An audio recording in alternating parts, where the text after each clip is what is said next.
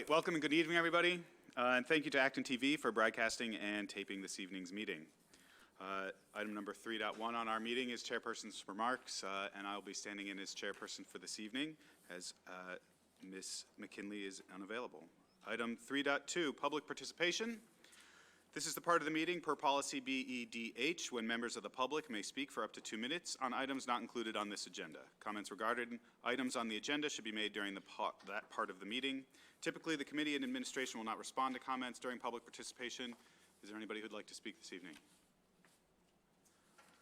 Okay, item number 3, high school student representative update.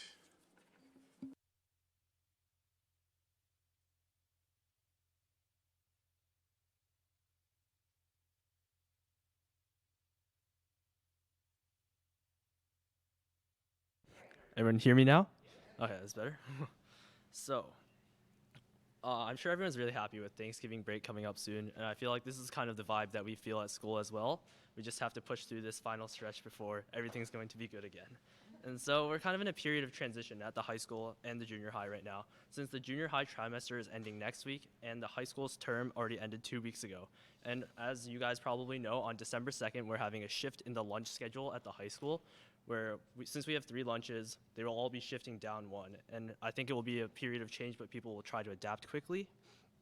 And now there's just a couple of important events that are happening at the high school in the next week. And the first one is that the 25th annual cabaret night is actually this Friday and this Saturday. And it's where a wide variety of musical groups get together in the auditorium and perform for the public.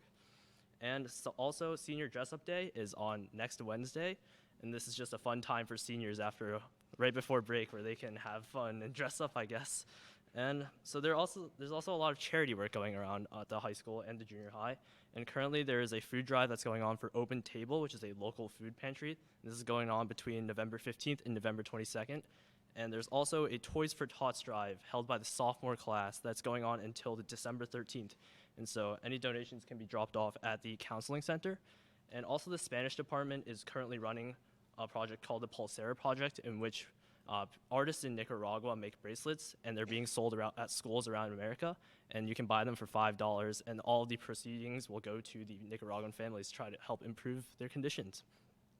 And yeah, so if you guys want to go donate, you should go to the counseling center and try to help out. Thank you very much.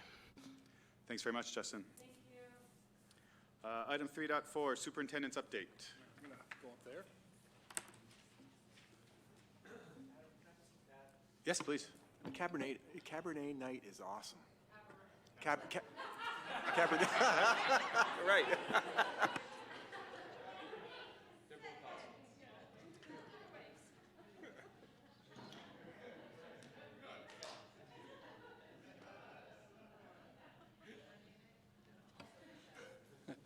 So good evening, everyone. I'm giving my update over here because I actually want to, during the update, just show you a couple new features on our website and anyone who's at home watching. But if you recall last year when we launched our capital project, we had a number of requests from different people to have the district find a way of transparently reporting on the status of the capital work as we do this and as we continue to plan projects for the future.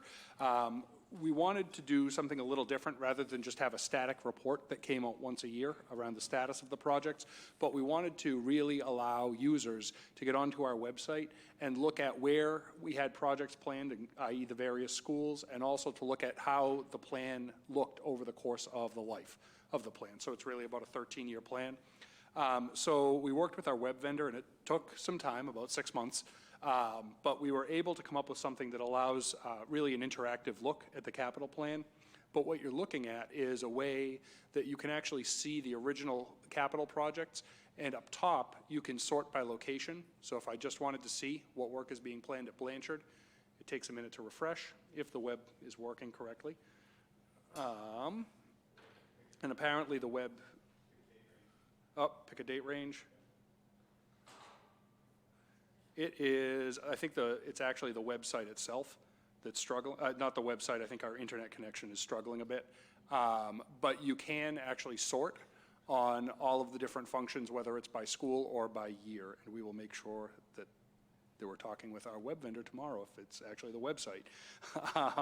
The other piece I wanted to show you, though, is if you look at our website and people are looking for information on the school building project, we've actually been revising the building project website over the last few weeks to make sure that the information on it is current and up to date. If anyone is looking for an existing conditions tour at the Douglas or Gates schools, that video is now right on the building project page. And if anyone goes to public forums and are looking for information on public forums, the videos of really the last 4 presentations that we've done that have all been televised are now in one location for the community to be able to access. Peter, if anybody reviews the website and decides they really like it and wanted to send thank yous, or perhaps if they reviewed the website and had any difficulties, who should they report those difficulties to? They can send the email my way, and I will forward that on to the appropriate people. All right. I will end with one just fun tidbit. I ended up being able to go to lunch today with our 3 captains from our football team, our football coach, and we went to the annual Rotary lunch held in conjunction with the Westford football team. It was a great event. I just want to say thank you to our Rotarians for putting that on. It's a great way for both of the team's captains to be able to get together, celebrate a little friendly competition before Thanksgiving. So with that said, I will turn it back over to Adam. Thank you. And moving on to item 4.1, this is the all-day kindergarten follow-up discussion with Marie.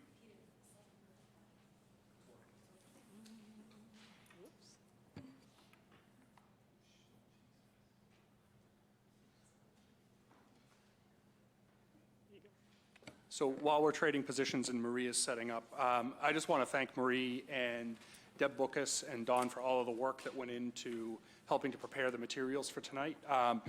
Just to also frame the discussion, we are not looking to make a decision on what we're doing with all-day kindergarten tonight. What we wanted to do instead was plan a series of meetings over the course of the fall to provide you with increasingly more information as you request it, so that you feel like you're in a position to make a decision. I think there is a critical point, though, which is coming up on December 5th when we present our superintendent's budget, which provides the context for the actual budget impact of doing all-day K and how that fits into the big picture of the real budget moving forward. That's also a very critical element of making this decision. So I just want to make sure I'm framing that this is not a decision point tonight. This is just another step in a series of meetings. Thank you, Peter. Thank you, everybody. There's a lot of information in the packet. I want to thank Deb and Dawn for their work on that. We also have several of our elementary principals with us tonight and some of our elementary kindergarten teachers. So a lot of thought and input has gone into what you have in front of you. As you know, we've been talking about this for almost a year. We started on January 10th, and then on March 21st, you might remember that 80% of our families chose all-day K for this year, and that really pushed us to a point where we thought we really need to seriously consider transitionally moving to tuition-free all-day kindergarten at some point in the future. And then we pulled some more things together, made a presentation on September 19th. That included some of the information from across the state, including that 87% of Massachusetts districts have tuition-free all-day kindergarten, and I presented several possible funding models. Tonight, we have more information, including data and research regarding all-day kindergarten, feedback from teachers and parents. We asked some questions of all of our kindergarten and first grade teachers. And we have the parent survey info that you saw last time. We have a little bit more information about that. And we're prepared to talk a little bit more about funding options. December 5th, you'll receive the superintendent's budget with a recommendation around all-day kindergarten. And on December 19th, we would look for you to give us guidance for at least FY21, because on January 7th, we welcome our next year's class of kindergarten parents at information night. So that's kind of our timeline of where we need to be able to tell parents for next year what the options are. So in the packet, there were several sections. You can see on the list what's there. I know you had a chance to read through it. I'm going to do a brief summary of some of the sections, and the majority of tonight is more about if you have questions or feedback for us. So we have continued to work with, as you know, one of the concerns we shared a year ago was that the percentage of students in half-day kindergarten who qualify for free and reduced lunch last year was 25% of the students in half-day kindergarten. So we wanted to make sure that for students who qualify for free and reduced lunch, that the tuition was not the barrier, that if they were in half-day K, it's because they wanted to be, not because of the cost. So we, last year and this year, worked, we need their permission to actually reach out to them and offer them free tuition. So the free and reduced lunch status is held by food services and can only be shared for purposes of tuition and fees with parental permission. So we've worked hard on that. We had food services reach out to people. We have a checkbox on PowerSchool now, so they don't have to fill out a separate form, those kinds of things. So we have systematically been moving families into AllDay who qualify for scholarships. And so even since the beginning of school, we've moved 5 families from half-day to AllDay who wanted to be in AllDay, but the tuition was a barrier. So in April, about 20% of families requested AllDay. You know, as you know, we set up a system this year where everybody who wanted half-day got half-day. I'm sorry, I meant, thank you, 20% wanted half-day, 80% wanted AllDay. So we went with hybrid kindergartens. We have 1 half-day kindergarten classroom. It's at Blanchard. That was because we had enough families at Blanchard who wanted half-day to fill a half-day classroom. And then we went hybrids at the rest of the school. So every single family who wanted half-day got half-day. Every single family who wanted AllDay got AllDay. And again, some have moved during the year. So we have a total of 308 students in kindergarten. 247 are in AllDay, 61 are in half-day. There's research and links to articles in your packet. Deb did a nice memo about it. The bottom line is that the research is mixed, particularly around academic performance related to AllDay and half-day kindergarten. There was sort of one quote from each of the studies on this slide. So the meta-analysis shows that the positive effects of kindergarten on academic outcomes disappears by 3rd grade. That's from the Cooper, Allen, Patel, and Dent study. There's another study by Pelletier and Quarter in 2019 that shows that AllDay K has benefits in self-regulation, reading, writing, number knowledge, and vocabulary. There's a study by Gottfried, Sublett, and Kirksey, 2019, that talks about students with disabilities in AllDay K having higher reading and math scores at the end of kindergarten, but they disappear by the end of 1st grade. And then the last one is about English learners, and English learners in AllDay kindergarten were 5% less likely to be retained in kindergarten. So there is not a lot of clear evidence one way or the other that half-day or AllDay K has a lasting effect on academic outcomes. There's some about social emotional dysregulation, et cetera. We did our own study with kindergarten literacy, and the data is here. There was data in your packet, but basically at the end of the year in the literacy assessments, the performance was comparable. Between 89 and 91% of students were on target. But half-day K students, it was just totally inconclusive, because in one year, half-day K students started 8% higher than AllDay K. In the next year, half-day K students started 10% lower than AllDay K, but in the end of the year, they were very comparable. And then the point about the income gap last year, we don't have it this year, because most of our students on free and reduced lunch have gone to AllDay or started in AllDay. All right, you saw in your packet the feedback from kindergarten teachers. We asked some qualitative questions. We gave you all the feedback in the packet.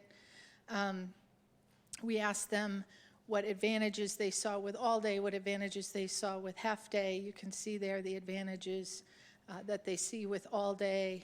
And we asked kindergarten teachers what their preference was for what we do going forward. 8 of them said they would prefer to go to AllDay K as soon as possible. 2 said keep AllDay K and HalfDay K options in every school. And 3 said they'd prefer to keep hybrid classrooms. So that's some, the comments were really worth reading if you haven't. And similarly with the first grade teachers, again, we had some qualitative data. Some of them said that students coming from AllDay have more stamina, they're more prepared for the full day of first grade, have more social skills, and some kids are identified, student needs are identified more so with kids who came from AllDay than HalfDay. 7 of the first grade teachers think we should go to AllDay K as soon as possible, and 3 of them said they'd prefer to keep the options for AllDay and HalfDay. This was a request from the committee from the last meeting, which was a very good question that we did not ask in the survey we did in June. So we reached back out to all of the current HalfDay parents.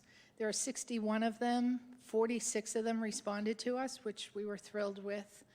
Of those 46, 21 prefer, so the question was, if AllDay K were free, would you prefer AllDay K or HalfDay K? And 21 said they'd prefer HalfDay K, and 25 said they would prefer AllDay K. So roughly half and half of the families who are in HalfDay K now would still prefer HalfDay even if it were free.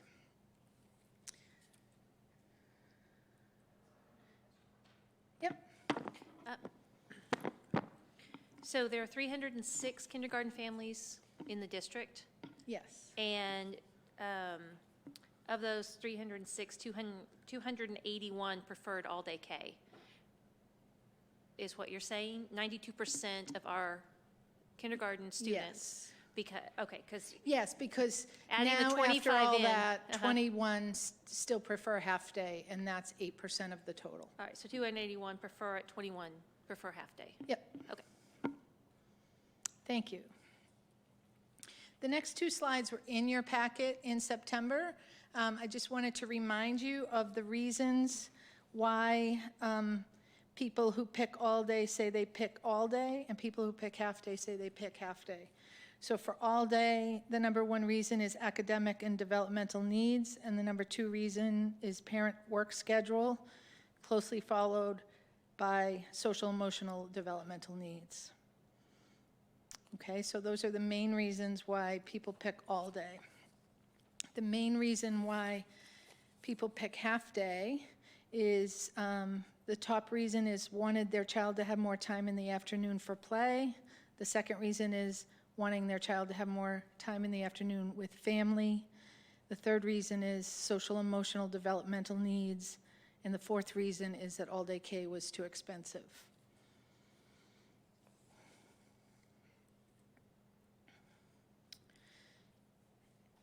This data was also in your packet in September. About 300 districts have tuition-free AllDay kindergarten in Massachusetts. That's 87%. About 45 districts have AllDay K with tuition, 13%. And 96% of Massachusetts students are attending AllDay kindergarten. The next page is the budget. And the bottom line is if we were to move fully to tuition-free AllDay kindergarten, it would cost about $1 million.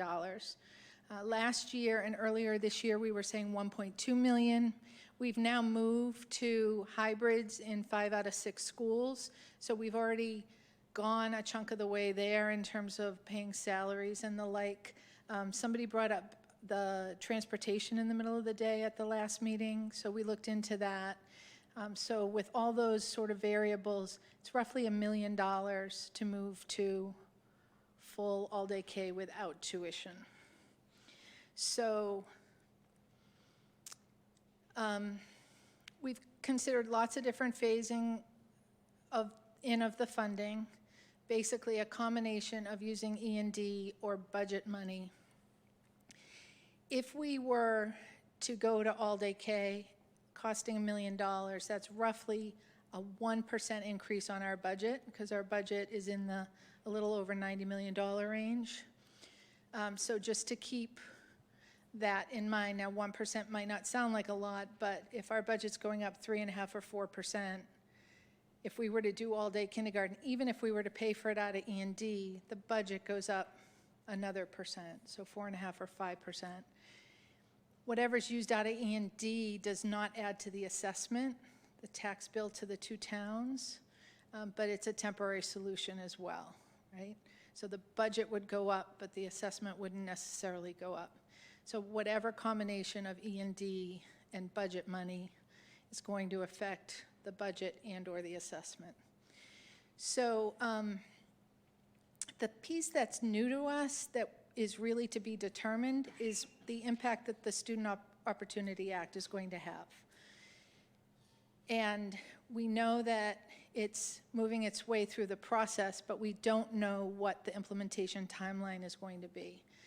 Dave will go into more information about this through the budget process, but to give you just a short possibility is our Chapter 78, we have been in what's called hold harmless for several years.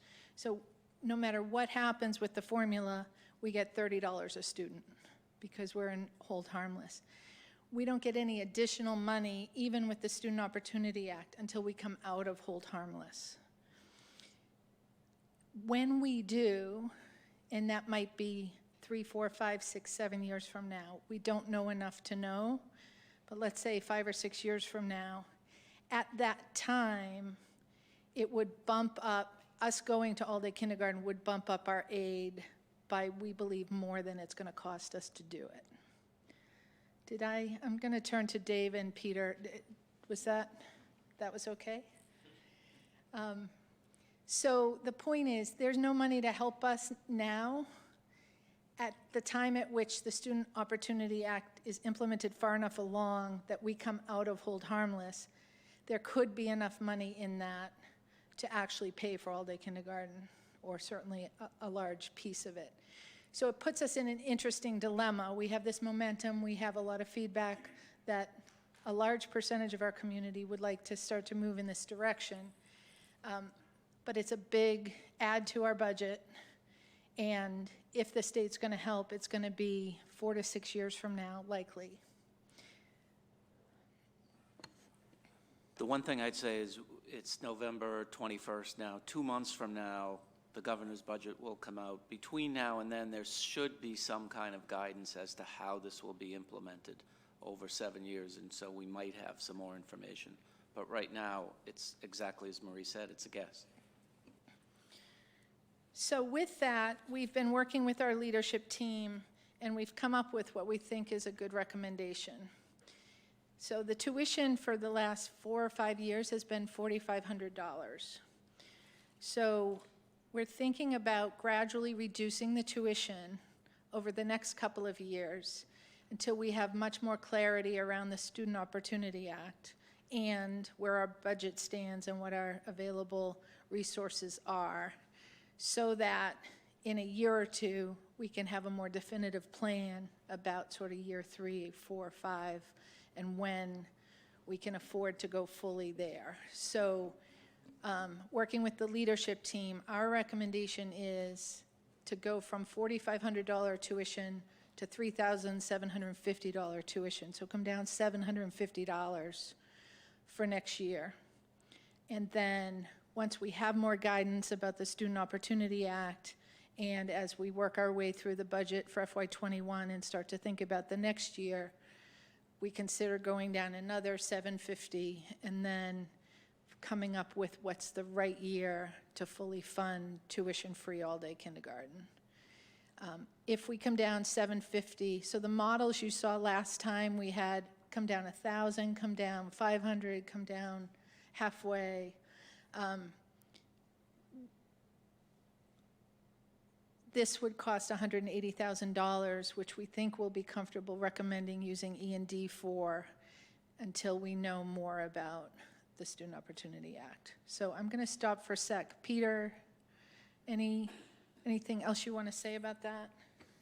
No, so, Marie said it and I alluded to it at the beginning too, but I think one of the things, I think our staff would love to see us go to AllDay K. And as an administrative team, that was of high interest to us. I think that one of the drivers in thinking cautiously about this, and it's a little bit of a preview to the budget presentation in 2 weeks, but we have all of our fixed cost drivers are escalating at a rate that is higher than we've had in recent years, and so it's a much tighter budget than we've seen, probably in several years. So I think, while we think this is important and we want to make the progress, we also want to exercise caution in how we go about that, and make sure that we can do it at a sustainable level, and that was really the plan that we had talked about as an admin team to propose.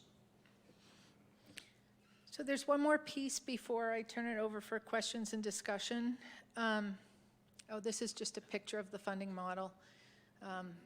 So again, $4,500 this year with hybrids. Next year, we'd go to $3,750.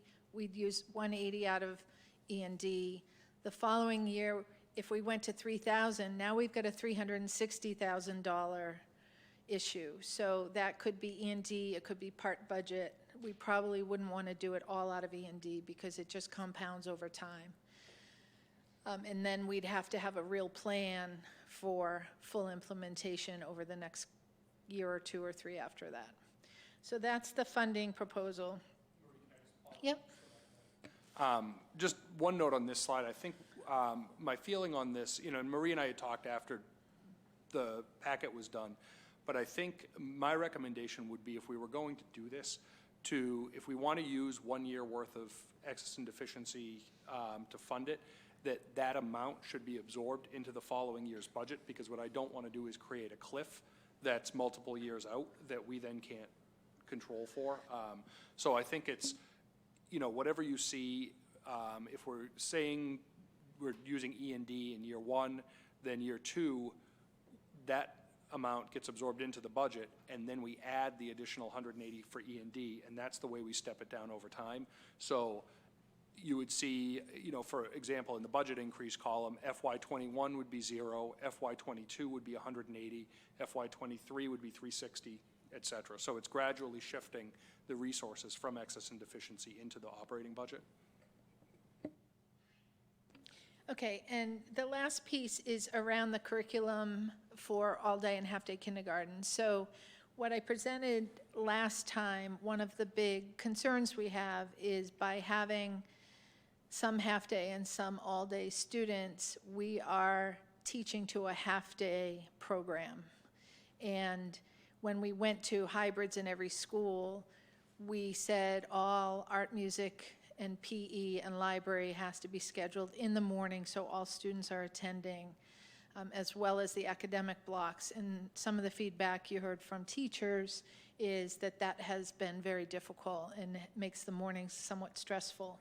So if we continue with some half-day and some all-day, we're going to loosen that up a little bit and say that it is okay to schedule some things in the afternoon. And we'll keep literacy and math in the morning in all schools, but some of the specials may have to be in the afternoons, and we're going to work our way through that so that we're not totally limiting to the morning.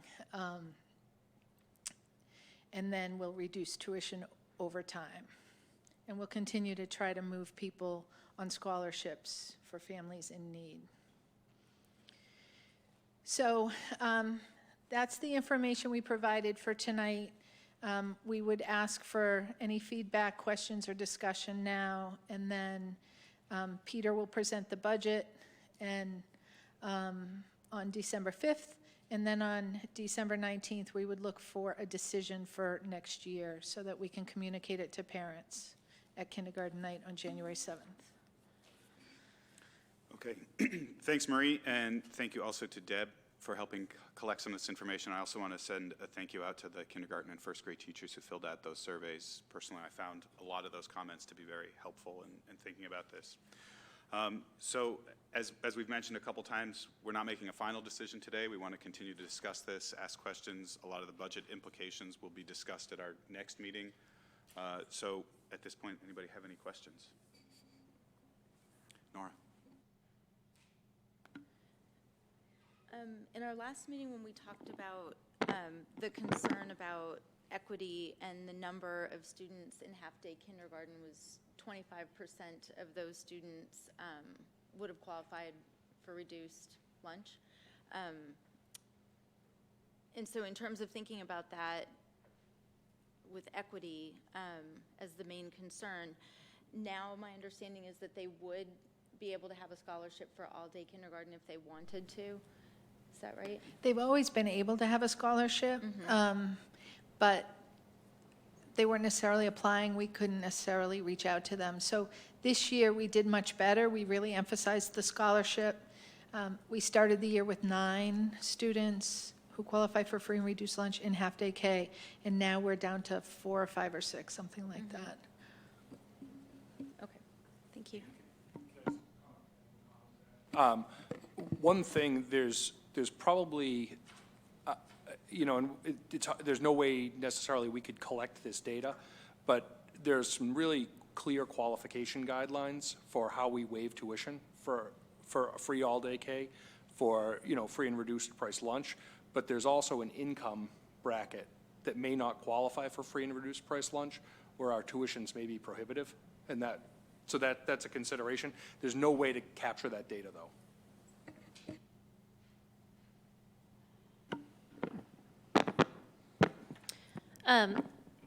So I've been thinking about this since reading the packet. So if we are making a decision as a committee and as a district that we value and we believe that all-day K is the right thing for our students, then we need to figure out a way to do it sooner rather than later, in my opinion. If that's not the consensus, that we really should have both programs, and I'm fine with it, I just don't think that we should make a decision and say, okay, we're going to go to all-day K. We know this is important. This is what our 92% of our parents are asking for. But for the next few years, we'll just cut down the cost for a little while, and then at some point it'll be free. I'm not comfortable with that. And I'm a little wary of the idea that we'll be moving our curriculum to an all-day curriculum instead of a half-day curriculum. Again, students will be, it feels to me like there will be a lot of stress and a lot of intensive time for the kids in the morning to get everything done. And then some of the things that the kids will miss out on, art, music, PE, doesn't feel okay with me. So those are just my thoughts out there. Angie? So when I was reading the package, and it's about 80%, and I'm confused, is it 92% of the student, or is it 80% of the student that requests the full day? 80% of families requested all day in March when we had registration. But when we then further polled the half-day families, and if it were free, 92% of them say they would prefer all day. So with the $4,500 tuition, 80% of them chose all day. And if it were free, 92% of them are saying they would choose all day. So for the 8% of family who decided to choose to have the and parenting, there are some reasons for that. And what are the options for the families they would like to have their families, kids, to stay home for play, and what options we can provide to the family? So we've been, as a leadership team, we've been brainstorming that and talking through that. Certainly, parents could pick their kids up early if they wanted to and gradually change that throughout the year if that worked for them. If we had sort of a group of students, we could potentially offer 1 half-day in one location, and kindergartners whose families really wanted them to have half-day, we could offer 1 half-day. We'd have to work out what that means sort of for the next year for distributing kids out. You know, could we still do hybrid if we had tuition free all day? Maybe. But kind of those issues around what gets scheduled in the morning, what gets scheduled in the afternoon are kind of still there. So I don't think we intend to be black and white about it, but we're open to considering possibilities as we get there.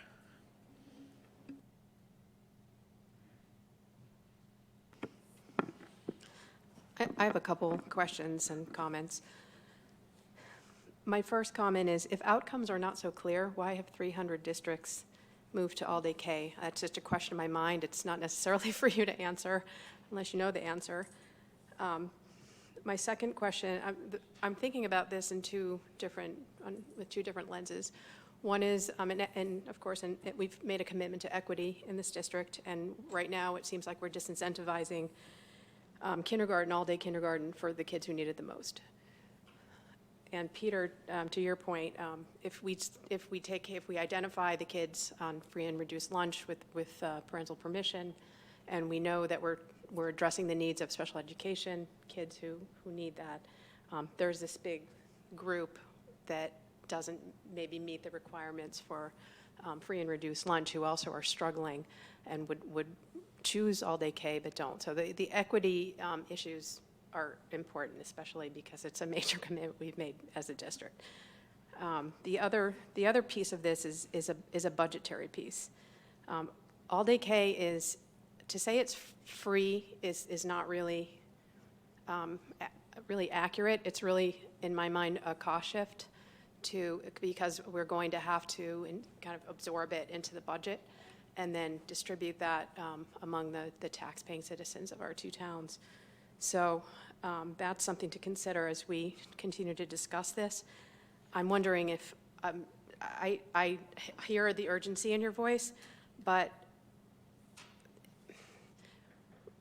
why not wait for the Student Opportunity Act to kind of play itself out so that we have clear data on on how this could potentially offset our costs? So that's, I guess, something to consider too. I think that was it. That's a lot to consider, and I think I'm done. So, anyone else want to add anything? That would be great. Paul. So, I apologize for missing the last meeting, and I haven't come up to speed with what we discussed. But as I go through the data, and not just this data, but data that has been provided to the committee from members of the public last year, and I'm a little disappointed that it's not more of a clear educational benefit. And, you know, I have to step back and think, you know, we've been providing education in Massachusetts for 350 and counting years, and we're only talking about all-day kindergarten in the most recent decade or two. And to me, this issue is not an educational one, it's an economic one. And so the data doesn't compel me to support this on an educational basis. But, you know, if we have to acknowledge the economic situation where we no longer have you know, a family structure that supports a home provider, a caregiver and a breadwinner, then circumstances have changed. But it's we're not responding to an educational need. We're responding to an economic one.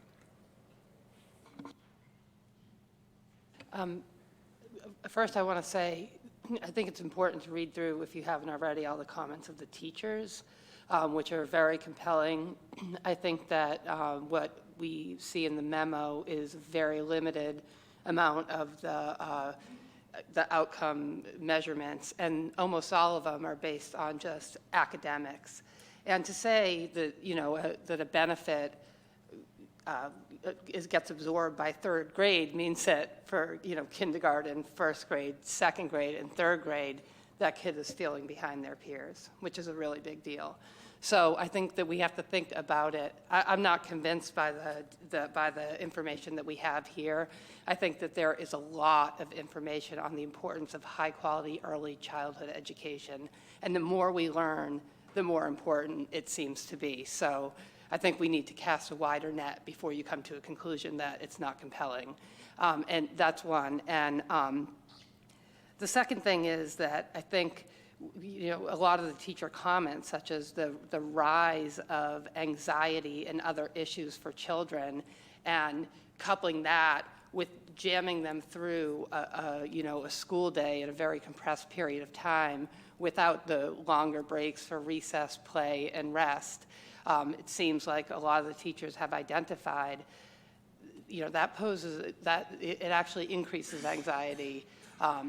So having read all the comments and thought a lot about this, I mean, I think that I think there is a reason that, we are an outlier in school districts at this point, not providing universal all-day kindergarten. I would be concerned that we have an opt-out provision for those families who don't want it in some way to accommodate them, especially in a transition period.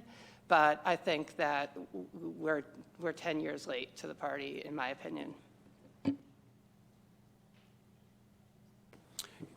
First, I'd like to thank all of the staff, because there was actually quite a lot of work that was done in response to various school committee comments and I think internal discussions. So it was a very impressive incremental effort to try and explain what's going on. Let me make one comment about why it's obvious that some of these things are going to be inherently difficult to gauge, and that is that we don't know what happens when the students spend the other half day. And depending on who that half day is spent with and what it's spent doing, it could be far, far more valuable or far, far less valuable than all-day K. And so I think the point that Ginny just made, that regardless of what we do, allowing an opt-out provision in perpetuity has a lot of merit to it. But I do think that, there's an economics to this. This is not, a discussion of, what things can we think of that would add value. The question is, within some constraints that exist in the system, which of those things represent the best educational value for Acton and Boxborough? And it was commented earlier by Mr. Light that the budget this year might go up 3.5% to 4%. And if inflation were 5%, I would say that's a tremendous accomplishment. But where inflation is 2%, and the idea that we would spend 1% of our budget on this, that math doesn't look very attractive to me. And if you're looking at the totality of the community and the impact on everyone in the community, the projection for next year is that fixed income will go up 2%. So if your budget goes up 3 or 3.5% or 4%, and that has that impact on taxes, those people who are seeing their income go up 2%, clearly will have some things to deal with. And the projection is that that will be true the year after as well. So I think that, again, as Diane just mentioned, part of this is about if we want to do this, there's a question about, how should we pay for it? And we do have, obviously, in the system, examples of services where specific families, receive services, like football, and we charge athletic fees related to football. And that's important to making the economics work inside our community. So I think there is reason to think that, tuition, has merits where the fees are collected from the people who are the beneficiaries of a given service. And then the last comment that I wanted to make, with respect to the general budget question that comes up to us relates to the issue of E&D. And as we've stated, our school budget is primarily supported by local property taxes in Acton and Boxborough. To the extent that our assessment exceeds our spending, the excess flows to E&D. Thus, there is no inherent reason to distinguish the use of E&D from the assessment for recurring expenses. In any given budget year, it's perfectly acceptable to use money from E&D to reduce the assessment to the member towns. However, my belief is that this use should be tied to the general budget request, not to any specific program. There's no sensible reason to earmark it. Thank you. Thanks. All right, Marie. Oh, go ahead, Marie. I guess when I was reading through the teachers' comments, and again, like everybody else, I really appreciated how thorough they were and how it really gave a good picture of what kindergarten and first grade teachers think about this issue. A lot of the concerns and stressors that came from sort of supporting all-day kindergarten felt a little bit to me like they were relevant only for hybrid kindergarten classrooms and maybe didn't necessarily apply so much to the idea of having one half-day only kindergarten classroom that doesn't have the same pressures of the hybrid model of some students leaving and some students staying. So I was wondering about that, and you know, if close to 10% of the parents would still want a half-day option for their children because they feel that's developmentally appropriate, then I think we have to really take that seriously in terms of both equity and, you know, most importantly, wellness. And I think about the whole all-day kindergarten sort of also from the lens of this sort of pace of education, and that we're talking about 5-year-olds and launching them into this sort of, can feel like a little bit of a race to nowhere if we're talking about, you know, curriculum packing for kindergartners. And so I just want to bring that point up too, that I'm feeling protective of the option of a half-day kindergarten class for those children who that's developmentally appropriate for them. Yeah. I just want Can I just a couple comments on it. I'm going to ask Deb maybe to chime in on the second piece of that around kind of how we look at the academic work and curriculum for kindergarten. I think to the first piece, we actually have looked at that, the idea of preserving a half-day classroom. And if you look, you know, in Marie's slide, the way the numbers played out, we originally this year, you know, the previous practice we had as a district was we were providing a half-day kindergarten classroom at every school.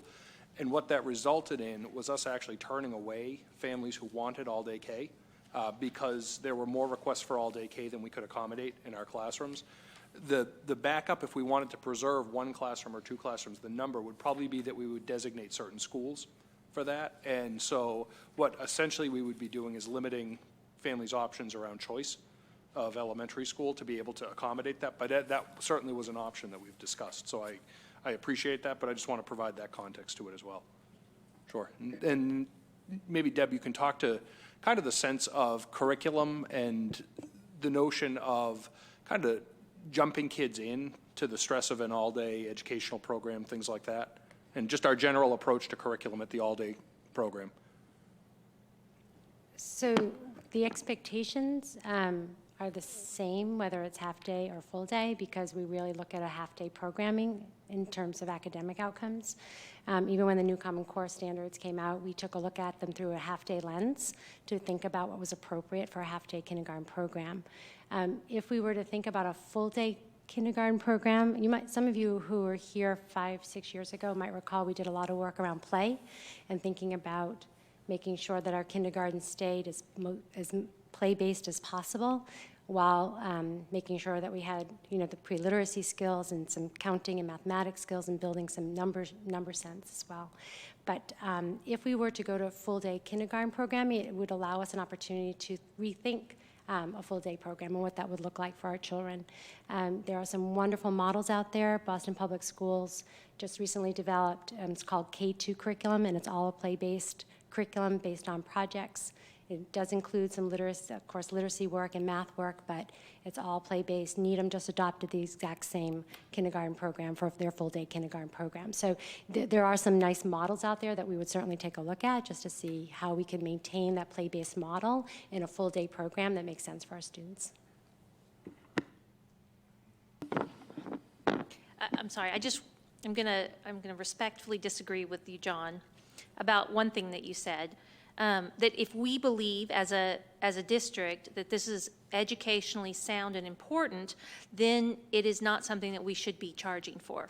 It's not an extracurricular that you get to do, or an athletics, or anything else. It should be a part of our. If we decide differently, then that's fine. But I think we need to think about if this is what we want to do, and we want to do it because it's the best thing for our students, for our kindergartners, then we shouldn't be charging for it.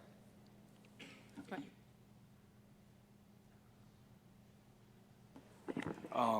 So first of all, I want to echo what Diane said. Very good input.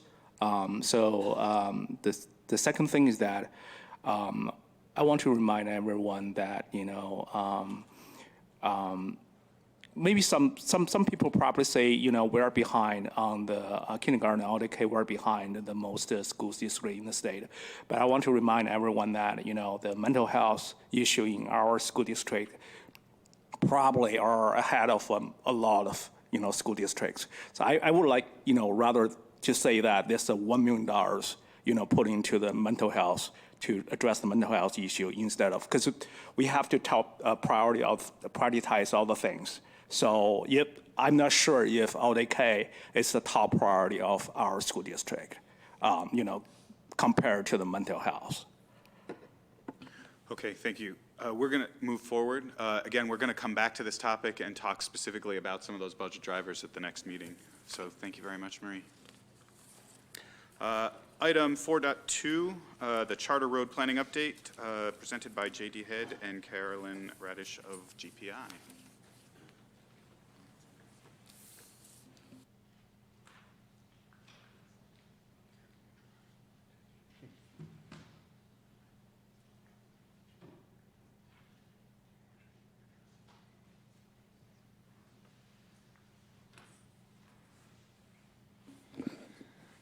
Thank you all very much for having us. I want to introduce Carolyn Radish.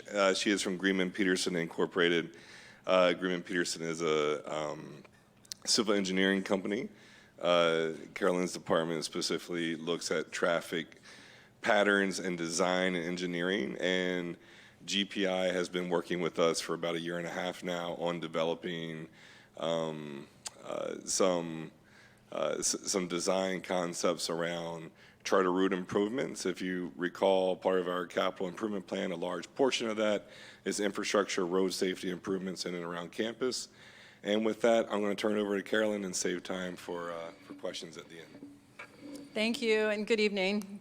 It's a pleasure to be here before the school committee. So, as JD noted, we started to look at the circulation patterns in areas where we could improve particularly pedestrian and bicyclist safety on the campus. And we put together the bubble diagram that was in your packet as a way to just start the discussion about that.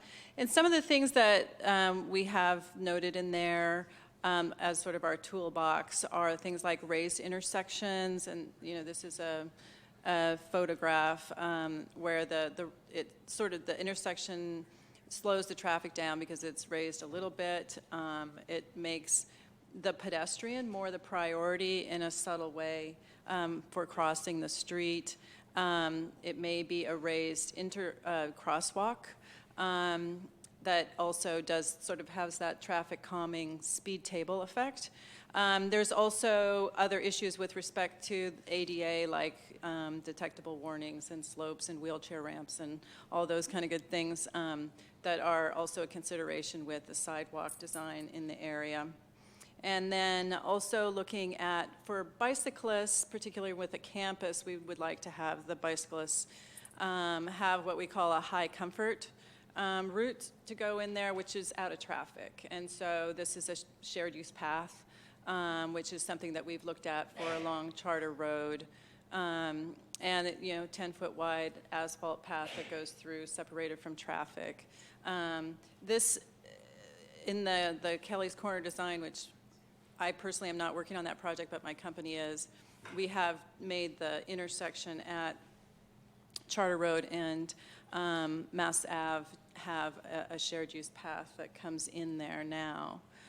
So that would connect up to it. And another idea that was actually suggested when we met with some of the staff leadership team is sort of social gathering areas where people can be outside. This is a good pedestrian amenity, and it's just a general nice campus feeling place where the students can hang out outside. And it could be something much more simple than this: benches, a place to sit in the shade, and sort of be outside, get some fresh air between classes, or after class. So I'm going to go through some of the concepts. Generally, the green areas are pedestrian-oriented. The thicker green lines are shared-use paths. The thinner green lines are sidewalks. The crosswalks are sort of noted in there. So we would like to have, a shared-use path along one side of Charter Road, and also coming along the entry road from Mass Ave, so that the walkers and bicyclists can go through and bike to school more comfortably going to the elementary school. I would say that I did observe, we took drone videos of the arrival and dismissal period so I could see last March.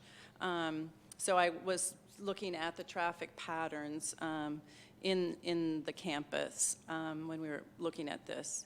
Another issue that we noticed is along the junior high drive, there's not sidewalks, and the whole kind of configuration of the parking area at the junior high, particularly during drop-off and dismissal periods, pose some challenges that we thought could perhaps be organized better. So a couple of photos here. So this is showing the cars queuing up, as you probably all know, coming into the parking area while the buses are there before the students are dismissed. So they're coming in and they're parking along, actually where it's striped out to say no parking, at the foot of the stairways and also in the traffic aisles. And then the students are dismissed and they sort of fan out across the hillside. Again, there's that staircase that goes down from the bus drive, but there's no sidewalks that connect to it, either along the upper bus drive or down below.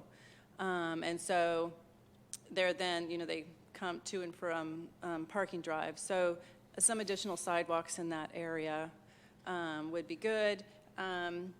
And, the students come through the parking area and catch their rides. They go across the lawn. They sort of just cross the roads without crosswalks. So it's a whole mix there. And then this is sort of after the buses have moved out, and it's much quieter. So one of the concepts that, we threw out was reconfiguring that lower parking area to, part of it is making a space for a shared use path, but also taking out the row of parking perhaps on the, at the foot of the slope there, and that could be a drop-off area, pickup area for cars in the morning. And so you would lose some parking there, but it would accommodate, clearly there's a demand for drop-off and pickup at that location. Adding sidewalks, adding crosswalks. And then the blue square looks at an area where some parking could be added by the tennis courts. And that may be of benefit for events that you have on that field out there or any of the sports events. So some of that parking could be relocated to that location. So that was sort of one idea that we looked at there. Definitely that main intersection there at Charter Road, where at the bus road to the elementary school, a raised intersection there to calm traffic and make it safer for pedestrians to cross is an idea that is good. And then beyond that, you know, thinking about some social gathering areas. And, you know, we just preliminarily, based on our conversations internally, looked at a few places, and those are shown in the pink dot. We'd also, you know, to encourage biking, have covered weather-protected bike parking areas near the entries of the schools, and so those are shown with a green asterisk on the diagram. So I think that shows pretty much, you know, the idea of being able to make it comfortable for students to walk and bike to all the schools on the campus, cross the road safely. And then, you know, connecting the shared use path on Charter Road up to the high school. You know, we don't know exactly the right way to cross over to get to the main part. There's a couple of options that we can go through there. That's, you know, sort of still up for discussion to connect the shared use path through. Again, some safety improvements, some walkways and raised crossings in the parking areas just to make it a little more, you know, take the pedestrians out of the travel aisles and make it a little bit safer to cross those aisles going to the main entries of the schools. We did also investigate a separated bus road that's shown in yellow, but we have decided not to go through with that particular improvement. So, but that was what we looked at the time. So those are initially the concepts that we're looking at for improving bicycle and pedestrian, particularly safety along the roadway, and we'd be interested in any comments that you would have or thoughts. Just one other thing real quick. From just to kind of lay out from this point forward, we certainly want feedback from committee. This will, you know, be put in front of the capital planning committee as well for additional feedback and input. And then there's also a group of the senior leadership team, specifically folks that work and spend their time on campus, that'll be contributing to this and really trying to dial in a lot of the fine details. So this will be coming back. Thanks. John, did you have a question?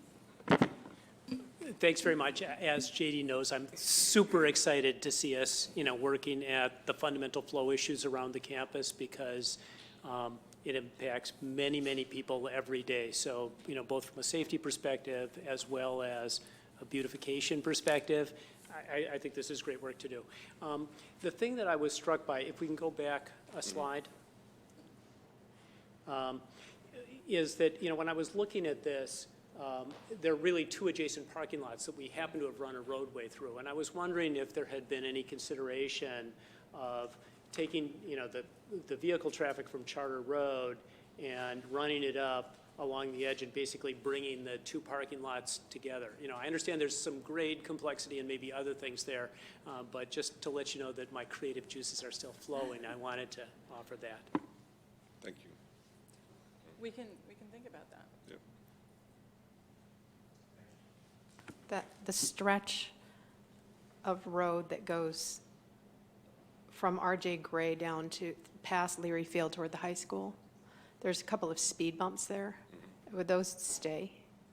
I'm asking because that little stretch, it's not so little, but it would be great to see maybe one or two more raised walks. Those are really effective. I was overseas last summer, and they are traffic calming, especially in a multi-use environment. They're better than the speed bumps. Yeah, Carolyn and I, we were just talking on our walk over here this evening. Definitely want to maintain those traffic calming measures and enhance them, if anything. You'll see that area, minimally, we would like to have a sidewalk on the maintenance side shed. You know, currently you cross Charter Road a couple different times if you're going down to the high school and you're accessing anywhere around the softball field. So we at least want to have at least a pedestrian footpath that's on that side as well. The mixed-use path for bicycles and pedestrians on the other side. The whole area would widen, and absolutely maintain those traffic measures, but also maybe include some kind of LED type flashing beacons that are alerting towards speed or anything like that you might see like on Taylor Road near Town Hall, those kind of measures.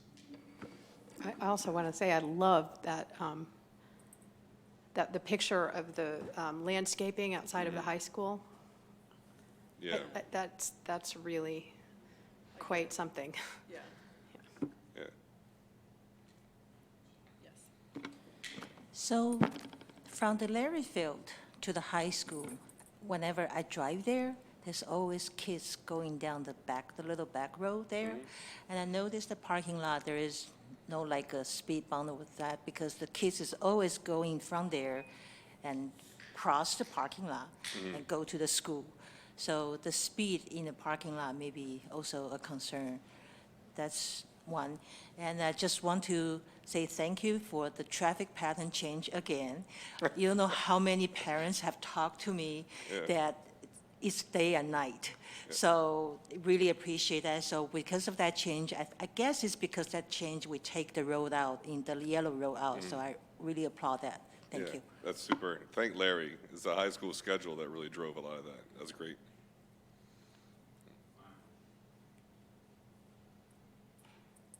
Could you turn to the slide that shows the other tennis courts? I think it's ahead.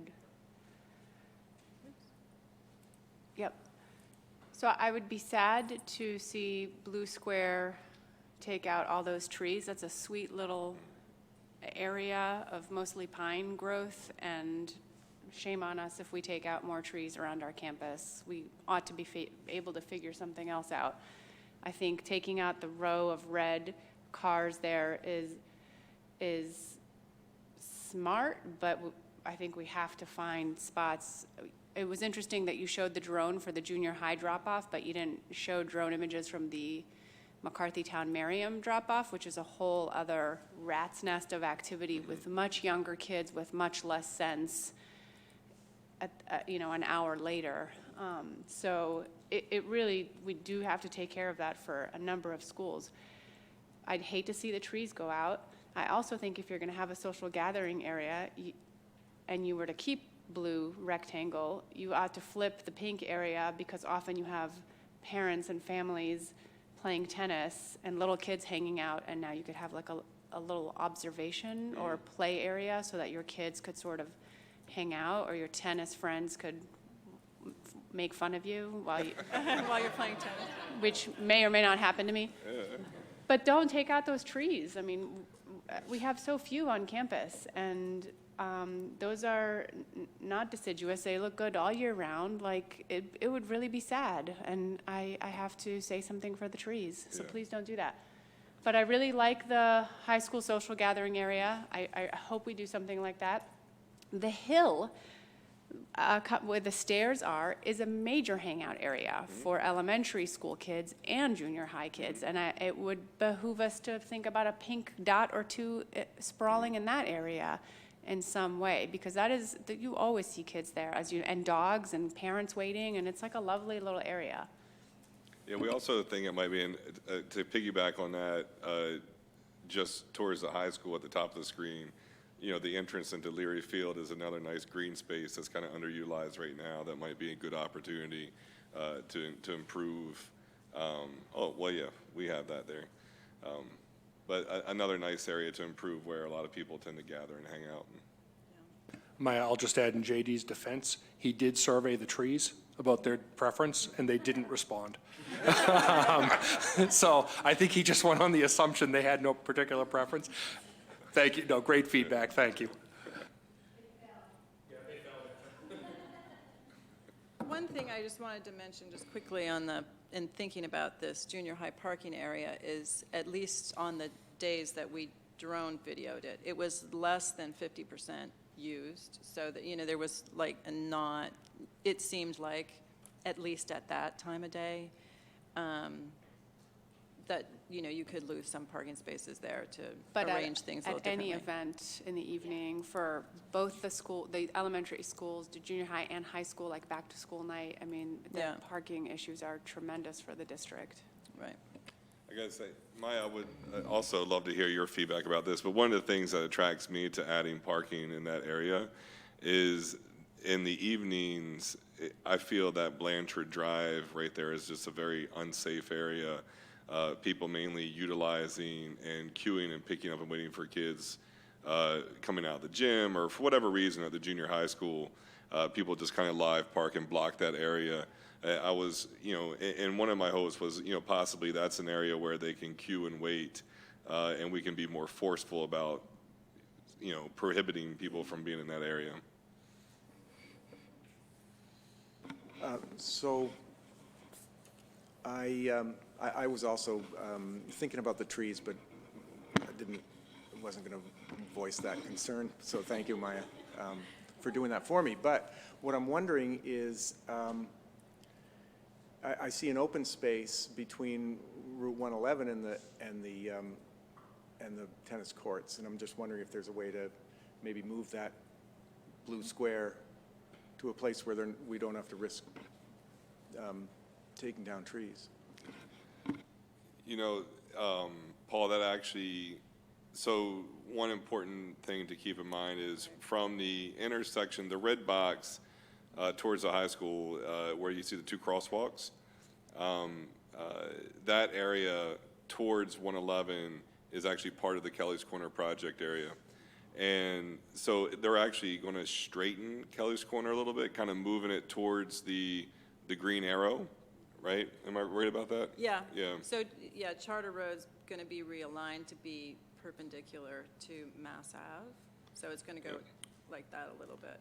A stoplight will go there as well. Towards the tennis court. Right.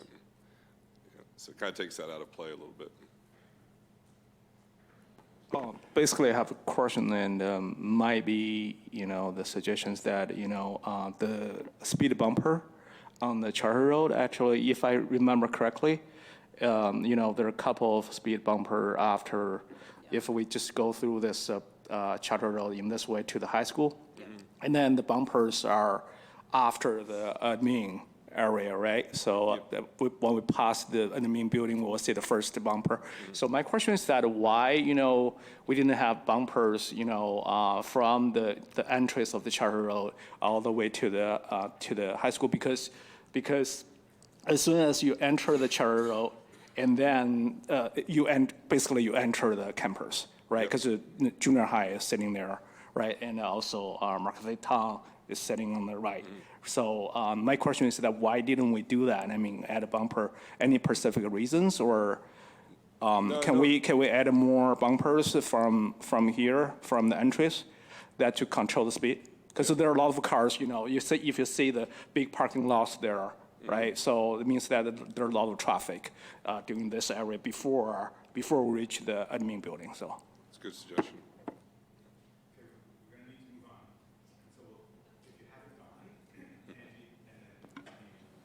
So, quick one. Another traffic pattern is from the, a lot of kids parking at the skateboard on the Hayward, then they walk through the tennis court, then go to the sideway, the side door. So I was concerned about that pass, to the safety of that, because there's kids always there. Okay, so the other is, I kind of lost it. Never mind.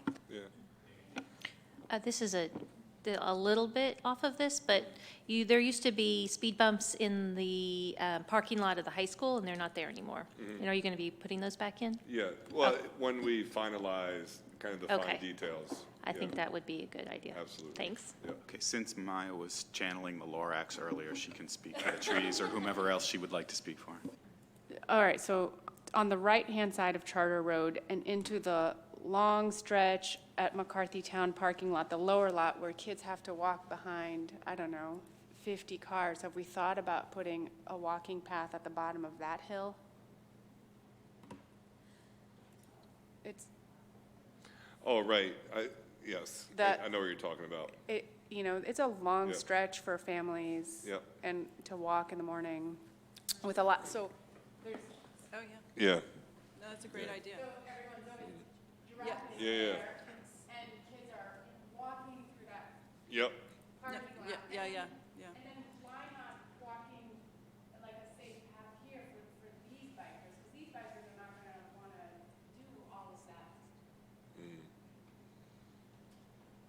That's a good suggestion also. Okay. Thank you very much, JD and Carolyn. And as we're switching over and getting ready for Peter's presentation on his guests visiting from New Zealand this week, and I went over a speed bump, and they said, "Oh, that's a judder bar."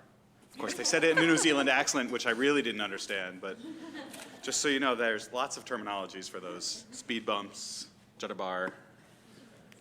While Peter's setting up, may I recite a short poem? Oh, look, Peter's all set. So we're going to move on to item 4.3, which will be the district and superintendent FY20 goals. Maybe later. All right, so hello, everyone. I wanted to present, this is a first read of my goals for the year, which, as you know, is part of the evaluation process. It also is a little bit of a guide to the district's work that we want to undertake over the course of this year. If you recall, a few weeks ago, I came to you with this diagram, and it was essentially the rough outline of what we wanted to do for our strategy. And we had 4 overarching strategic objectives that we were looking to work toward. One is engaged learning. We also had a focus on equitable opportunities and outcomes, focus on social emotional well-being of our students, and inclusive practices. And we also shared how the actual initiatives that we plan to undertake aligned with each of these various strategic objectives. We, at the time, had talked that this is not 1 year's worth of work.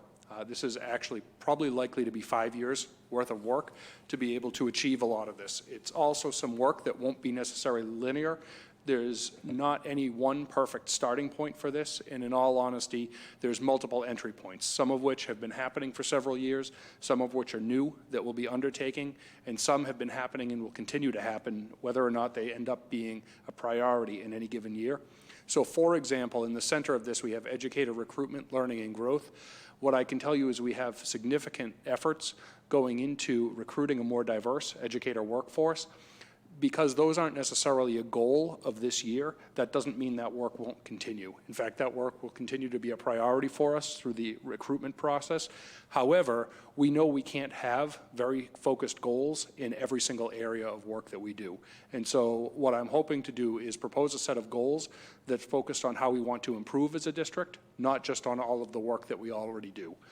So with that said, we recognize that what you're seeing here is incomplete. And in my ideal world, in a building project less world, we would be coming to you, or I'd be coming to you tonight with this completely done, with a real clear alignment of how these all fit together, definitions of every strategy and initiative that we plan to undertake, as well as projected outcomes for what we want to see into the future. And that's something that you will see over the course of this year.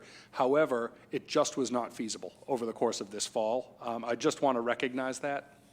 And so what I wanted to do was just quickly show you how we're working toward this strategy, really on a more transitional basis this year while we're finishing the actual strategy itself. And so if you look up to the top left corner, you will see that I have the word draft circled, because by the end of this year, one of the goals is to complete this and have this formally adopted by you as really a 5-year strategy. And I'll talk more specifically about how that plays itself out in a couple slides. I also would like to focus a lot on stakeholder engagement and this idea of two-way communication that we have and continuing to solicit feedback from our stakeholders. We have at the heart of all of our work educator growth, recruitment, learning, and growth, and I'll show you a goal that I set around that. Systems of support for social emotional learning, and literacy and mathematics outcomes, and our actually entry point into this work is going to be around our early literacy outcomes. I also, tied to this idea of a draft, we would like to develop a set of key equity indicators with you. It's something that Don and I have talked on and off about over the course of the fall, where we actually commit to a set of data as a district that we want to look at annually in a very transparent way with our community to measure our progress toward what equity will look like. So that's something that I actually think would be wonderful work for our senior staff, maybe some principals and the school committee to undertake together, potentially in a workshop style format, and really dig deeply into what do we want to commit ourselves to. We can't necessarily think about trying to communicate on every data element on this strategy every year. However, what we can agree to is having some real outcomes that we all want to work toward as a district that we can measure. And the notion being that if we commit to this strategy, we agree that we should see a set of outcomes. And that's really what I would like to work toward over the course of the year. So to start this off, for a student learning goal, we are really looking at our early literacy program, pre-K through 6, and we're focusing on the reading element of that. Literacy is a huge undertaking, and it encompasses many, many skills in addition to just reading, but we want to focus very closely on our reading program in pre-K through 6. So our goal is that by June 2020, we will develop a pre-K through 6 reading literacy vision, or literacy, i.e. reading vision, an implementation plan that will provide equitable access to evidence-based instructional and assessment practices that improve literacy outcomes for all students. We don't currently have all of the measures that we want to in place, and we know this is work that's likely to span multiple years. The first step in achieving this is to create a vision, and so we have formed a team of stakeholders across our district to look hard at the research around how students learn to read, to look at our current practices, and what we would like to do is come back to you and come back to you with a completed vision as we progress through this year. So some of the steps, and this is, I'll apologize, it's a little amorphous in terms of timelines, and I'll explain why. So the first one is to form a district-wide literacy team comprised of educators from a variety of roles to provide leadership to the work. That is already in progress, and the team is up and running at this point. These include literacy specialists, psychologists, educators, administrators from across the district in a variety of roles. The reason why these next steps, which include defining the roles and responsibilities of the educators, identifying our screening and assessments, investigating evidence-based instructional resources, professional learning and training, key family engagement strategies and opportunities, and implementation plan and timeline. There's nothing in here that's linear that says if we start here, this is step 1, this is step 2, and this is step 3. In fact, all of this work has to happen concurrently, and there's a lot of back and forth that goes with this work. And I understand if I'm a committee member looking at this saying, okay, step 1 is in September, step 2 through infinity is coming back in May. There's a level of trepidation that's likely to happen about that. I respect that. And if I could tell you that there's a linear path through it, I would have put that on the timeline, and you'll see that in some other slides. But that's the reasoning behind leaving this a little bit more open. But so these are not only action steps, these are also the outcomes that are associated. So at the end of this, you will see clearly a document with clearly defined roles and responsibilities of a variety of our educators. You'll see a document citing our screening tools and assessments. So just to give you a sense, it's action steps, but it's really outcomes listed here as well. Professional practice goal, I wanted to be around stakeholder engagement, and this is something I actually started over the past summer with our team.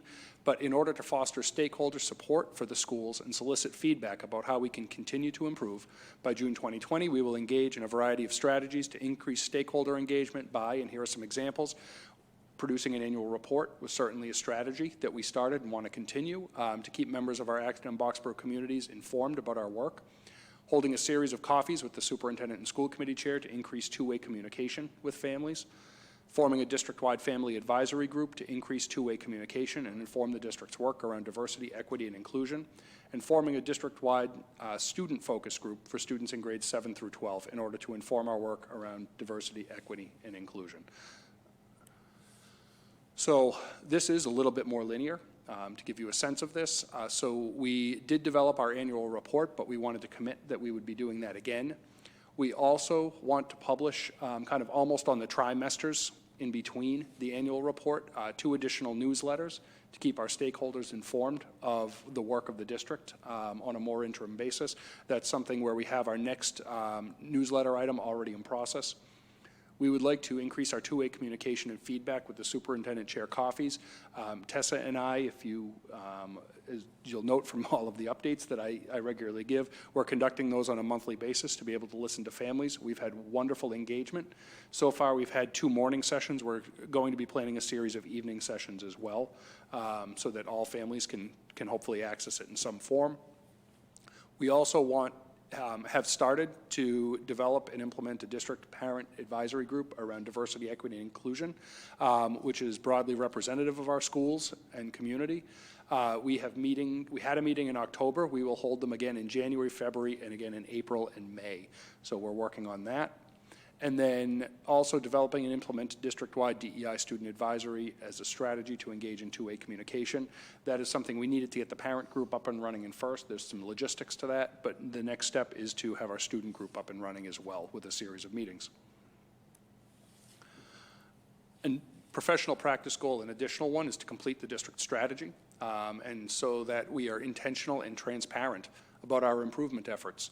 By June 2020, we will complete a district strategy for school committee adoption, which articulates underlying beliefs that need to drive our work, our overarching strategic objectives, initiatives that support the strategic objectives, action plans for each of our initiatives, outcomes, and key equity indicators that provide benchmarks against which to measure our progress. And then I wanted to highlight this next one because I think this is equally important to us developing a strategy, is we will work with schools to align school improvement plans to the district strategy. It is important that we understand we are one institution and we have some common goals. It may play out differently in each school, and as I said before, all work is not necessarily linear, and there are different approaches and strategies that work, but the idea is by forming a comprehensive strategy, it provides a framework for how we want to continue to improve our schools. Various action steps, as you can see, this is now more linear with some actionable items, and these are also outcomes that you should expect to see along this general timeline, where we are developing and articulating our beliefs. We've been working on that as an administrative team beginning at our retreat, and we'll continue to do so. We are just about at the final stages of that, and we will bring these to you so you can see what the beliefs are of our administrative team that drive our work. We are looking at defining and clarifying the overarching strategic objectives and also the various initiatives, and I'm hoping to come back to you at one of our January meetings with that information. In March, you will hopefully see action plans. Well, you know, I say hopefully, and then I catch myself because my saying in life is hope is not a strategy. But you should see action plans for each of our strategic initiatives. And then I think it's a little longer term, so I'm saying by the end of the year, I'd like to work with you to talk about outcomes and measures of implementation of each of our strategic initiatives, as well as develop a set of key equity indicators that we can measure our progress by. Social emotional supports for students so that we can continue to improve our support services for students. By June 2020, we will conduct an independent evaluation of the social emotional learning supports that will allow us to, and these are goals right from our program eval that we're currently conducting, develop an understanding of our current practices related to social emotional behavioral and counseling supports, explore alignment of current practices with best practice research in order to identify which supports could be expanded and strengthened, and identify opportunities to align staff practices with best practices and effectively manage staffing in order to further support students' social, emotional, behavioral, and mental health needs, creating sustained change in our schools and classrooms. And those are the goals of our program eval. So again, a more linear approach to this that we know we're currently engaging an outside consultant. We will have information back from that consultant after they finish their research this January. We will be able to present that to you. At that point, we will be working with our leadership team in the district to work with the consultant to actually do some strategic planning around how we can continue to evolve our current practices and what that looks like over a period of time. And then we will also work with our staff to look at opportunities to align those practices, and then finally develop an action plan for long-term implementation. And then finally, educator growth and development. And this is something we've been working on since the beginning of this year and even into the summer. But in order to improve our focus on educator growth and development, by June, we will be working with our school and district leaders and educators to, and these are 4 bullets that we've been transparent with all of our staff about, but maintain and grow a strong culture of professional dialogue and collaboration around teaching and learning and educator evaluation, refine the evaluation system so that student learning and teacher impact are at the center of the process, strengthen the partnership between evaluators and educators through a common focus on learning for all students, and develop and support consistent common evaluation practices among all administrators that are meaningful and manageable. We have been working since this summer. We actually formed a district-wide leadership team comprised of evaluators who have different roles. I'm working with the group, Deb works with the group. We also have some of our department leaders involved, some principals, some assistant principals, and it's really looking at the evaluation processes and practices of our leadership team and how can we refine those. So we've been working on that. We have a professional learning session that's approximately 3 hours long every month throughout the course of the year, devoted solely to this. During the process, I can also tell you that we will be soliciting feedback, not only from our evaluators about the impact that we have, but also the educators, to make sure that the intended impact we have is what's actually happening. And it's important to solicit our teachers to make sure they're seeing the positive intent that we have through this process.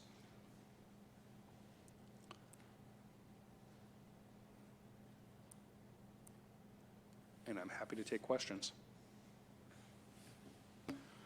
Okay, thank you, Peter.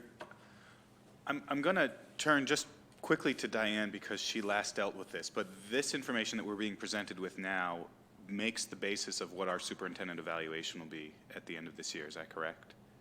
Yes, so now is our opportunity. We're seeing our first presentation of this now. We'll have a second presentation of this at our next meeting. So now's our opportunity to give feedback to Peter as it relates to what we'll be providing for him as feedback on his evaluation at the end of this year. So questions, comments?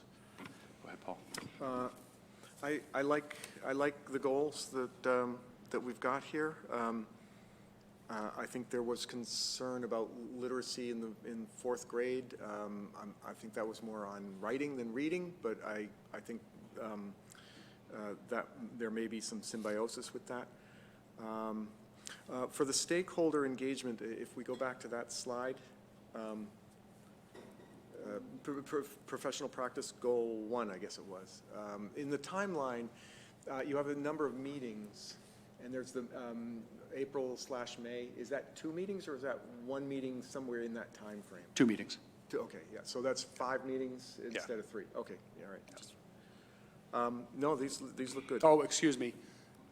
Yes. No, it's 1. I'm sorry. It is 1. The first year, we're working with the group because it's just getting up and running, so I apologize. And this year, it's actually a series of 3 meetings, but it's really planning for subsequent years.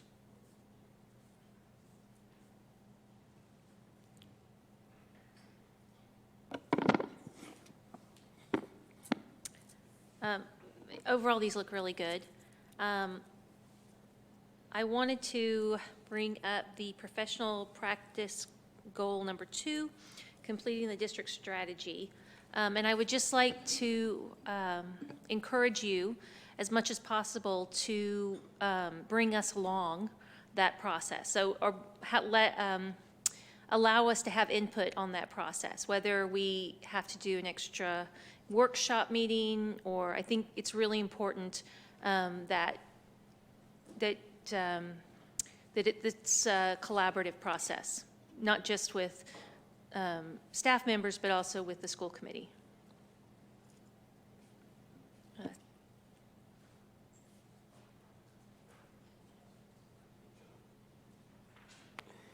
I'm sure it will shock you to know that I'm comfortable with a nonlinear process. Let me also, comment that there can only be one number 1 priority, and I think a mark of good management is identifying that priority and then adhering to that. And I want to compliment you for wisely applying resource to the building project. It clearly is the biggest activity this year.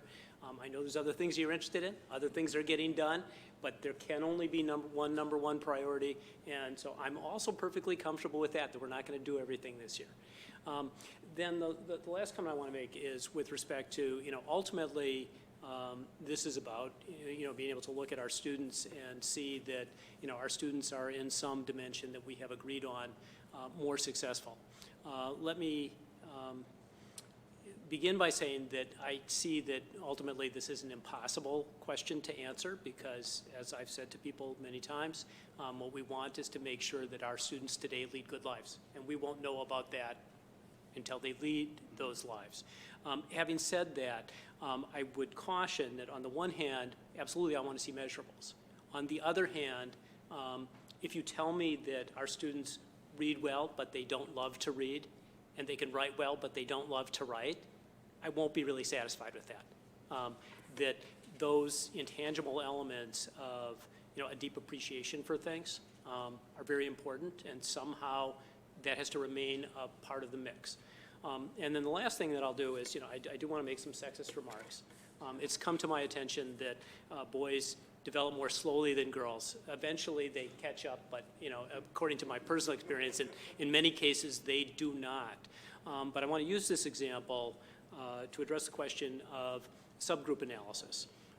And if you attempt to pool all the students in the junior high school, which include girls and boys, and yet we believe that those two groups are not actually developing in the same way, I would say that that's not a sensible aggregation of data.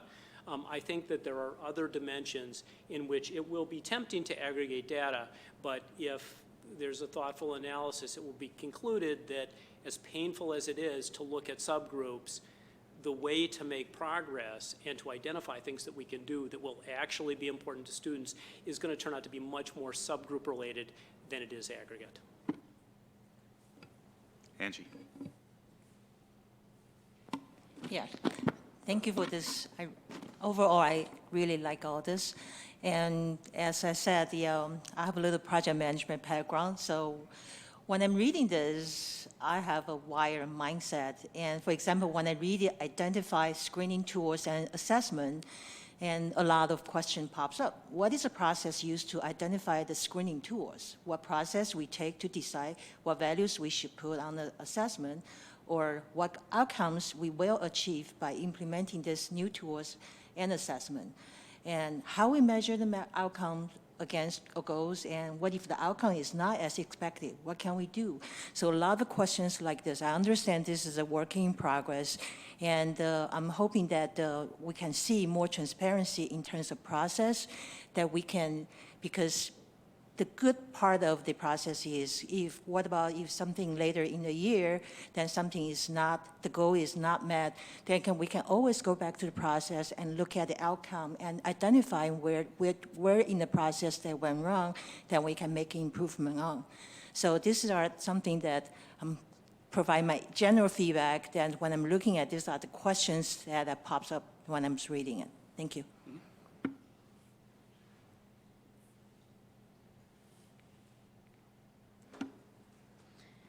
Had a few different places where I wanted to comment. Overall, I'm just really so happy with the whole vision, and seeing how parts of it are being made concrete is really exciting to see. And I'm just really thrilled with the direction that the district is going under your leadership. Under social emotional learning, it makes me think back to when we were reading the school improvement plans last year, and I really like the way that you're trying to bring some more of a coherent feel to the social emotional learning. I think that's really going to benefit the students, especially when they move into middle school and high school, where they really need so much of the social emotional learning that they gain at the elementary school level. Just feels like it'll be easier for the middle school and the high school to build upon the social emotional learning that happens at the elementary school level when it's all brought together. So I'm really happy to see that emphasis on making it coherent. And then I'm also really happy to see that literacy is taking such a position of focus, and I think that there's so much new information coming out in the field of literacy right now, and I'm proud to be part of the district that's really taking a look at the research and being very thoughtful about how to approach that.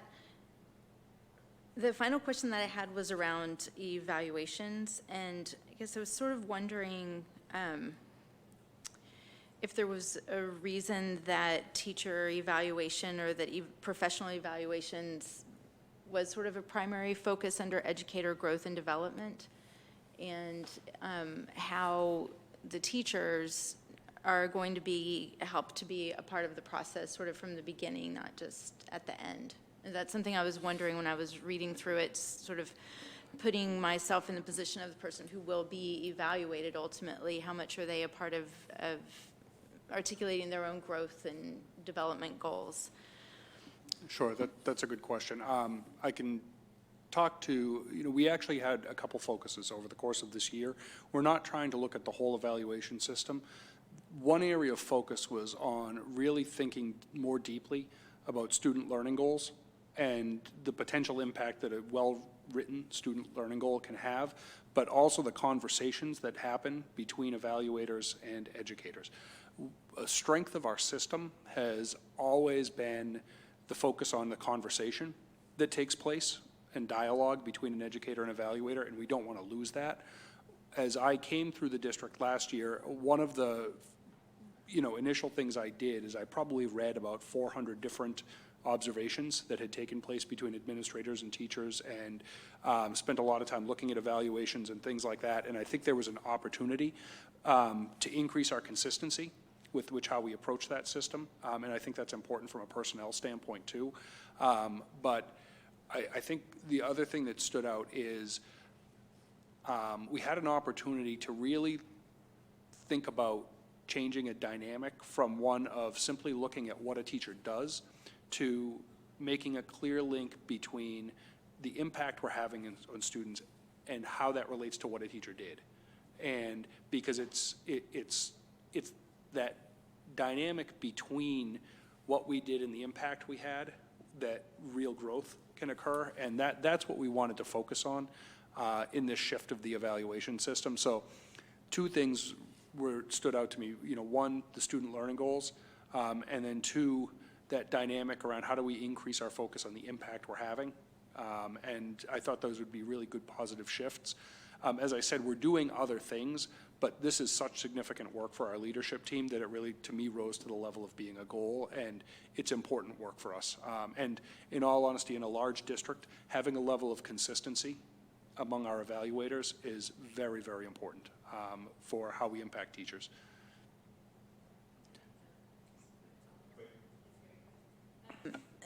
I have a lot of trust in you and in your vision of what that impact would be, but when we're talking about assessment, I guess I would just encourage us to continuously look at not just test scores and numbers, but engagement and sort of love of learning and relationships between teachers and students as sort of primary targets for our data collection. Actually, let me clarify.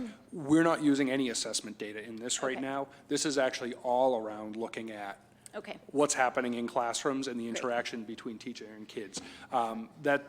So, assessment data has a place in our society and it needs that, but where we really have an opportunity to impact practice is to look at what happens in classrooms and then be able to work in that coaching role. So yes, thank you, and thank you for the opportunity to clarify about what we're really trying to do. Maya. Just to follow up on evaluation and some of my thoughts about your general approach to changes or implementation of teaching, learning, and social emotional supports in the district, I just would be curious to hear a little bit about the differentiation between the lower grades and the upper grades, because I can envision a lot of the things that you talk about and what I might look for in certain grades, but it would just be interesting as you take us along and we understand more of what the work that's being done around this to differentiate the approaches to the older students versus younger. And you're talking social emotional learning, not eval. Am I I think correct? for all of it. I mean, Okay. because I think so much of the work that your approach comes from, right, relationships and engagement and social and emotional well-being, and then how that then translates to better learning in the classroom, and, you know, thanks to a stronger connection in part, but also obviously teaching practices. And so I would just be interested in learning a little bit about how that approach among evaluators and within the district is differentiated, because I would imagine, I don't know though. I mean, I really am ignorant if it's different amongst the elementary and upper schools. You know, and this is something, it was interesting. Deb and I happened to be just talking today, and I said, wouldn't it be interesting if we had the time with school committee to really just focus in on goals and how our goals played out, and really think about the strategy we're trying to implement, and continually come back to the various strategies and talk about what's happening, where are we at, what's going well, what did we have to work on. The challenge is, what do you take off the plate to be able to make that time and space, you know, to be able to do it. But that's something I would love to come back in, and I anticipate doing this and coming back in with maybe some of our evaluators and educators to talk about what have we done and how does that look. I think that would be a great activity. My comment quickly, Peter, I appreciate the work. I'm really excited to see this sort of come through. The area around completing the district strategy, and particularly around aligning the school improvement plans, is of interest to me, because I find it really interesting to see how each of the schools are putting together their improvement plans, but I also find it really challenging to see how those line up with the strategy of the district as a whole. Understanding that each school has a different way that they want to implement that, we obviously want them to be lined up with our strategy. So, you know, the one thing that I noticed as part of this was that in the actions/outcomes, I didn't necessarily see where that part of the alignment of the school improvement plans comes in, if that's in this year's or if it's going to follow. But I think it's something that's important, particularly that we communicate, both so we can make sure that we're seeing it, but also as school councils are developing their plans, they're aware of it. Yeah, I think, you know, this year you will see a much greater degree of alignment with the district strategy.